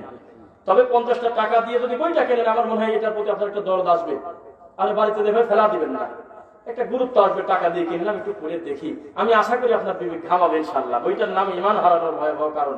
এটা আপনি যদি সহিহ আকীদার দিন ধর্ম ভালো বুঝে থাকেন আপনার কাছে কমন মনে হতে পারে, কিন্তু একজন দিনী ভাইকে যদি দেন, আপনার বক্তব্য শুনলে লোকটা রেগে যায়, কিন্তু আপনি কোনো বই দিলে কিন্তু রাতারাতি ছিঁড়ে ফেলবে না, তার একটু উপকার হবে, হবে কিনা এটা খেয়াল করবেন। এবার আমরা মূল কথায় আসি যে আল্লাহর এই দিনী প্রতিষ্ঠানটা তৈরি করতে, দেখেন কিছুই বললাম না, 7 ব্যাগ সিমেন্ট দিয়ে দিল। তাহলে আল্লাহ তাকে সামর্থ্য দেশে বলে তো দিল, আমাদের টাকা একটা লোক উঠবেন না, আপনি বই নিয়ে বাড়িতে চলে যাবেন, একটা লোক ওঠার দরকার নাই। কেননা আপনি চাইলেও আমি আর লম্বা সময় এখানে বসে থাকবো না। আমার দিকে তাকান, যিনি 7 ব্যাগ সিমেন্ট দিল তাকে আল্লাহ সামর্থ্য দেন নাই? বলেন তো একবার, সামর্থ্য দিছে কিনা? তো তার সামর্থ্য আর আপনার সামর্থ্য কি সমান? এই জন্য একটা কথা নেন, আল্লাযীনা ইউনফিকুনা ফিস সাররাই ওয়াদ দাররাই ওয়াল কাযিমিনাল গায়যা ওয়াল আফিনা আনিন নাস ওয়াল্লাহু ইউহিব্বুল মুহসিনিন। যারা সচ্ছল অবস্থায় অসচ্ছল অবস্থায় দান করে তাদেরকে আল্লাহ নিজে ভালোবাসেন, সুবহানাল্লাহ। আর যারা রাগের সময় রাগটাকে খেয়ে ফেলে, যারা কথায় কথায় মানুষ হয়ে মানুষকে ক্ষমা করে দেয়, আল্লাহ তাদেরকে ভালোবাসেন, সুবহানাল্লাহ। সুতরাং আপনি যদি মনে করেন যে আমার কাছে টাকা নেই, তাহলে আবু বকর রাদিয়াল্লাহু তাআলার দিক টাকা নেই। আপনি যদি মনে করেন বেশি টাকা হয়ে গেছে অহংকার, তাহলে উসমান রাদিয়াল্লাহু তাআলার দিক টাকা নেই। আপনাকে 2 দিক দিয়ে ধরা। কথা বোঝা গেল না মনে হয়? আমার দিকে তাকান, এদিকে। এই জন্য উপস্থিত যারা আছেন এর ভিতর থেকে কোনো দিনী ভাই একজন উঠবেন না। দিনী ভাই একটু আমার দিকে তাকায় আল্লাহকে দেখানোর জন্য, এখানে না, নিচে রাখো, নিচে রাখো, নিচে রাখো, নিচে রাখো।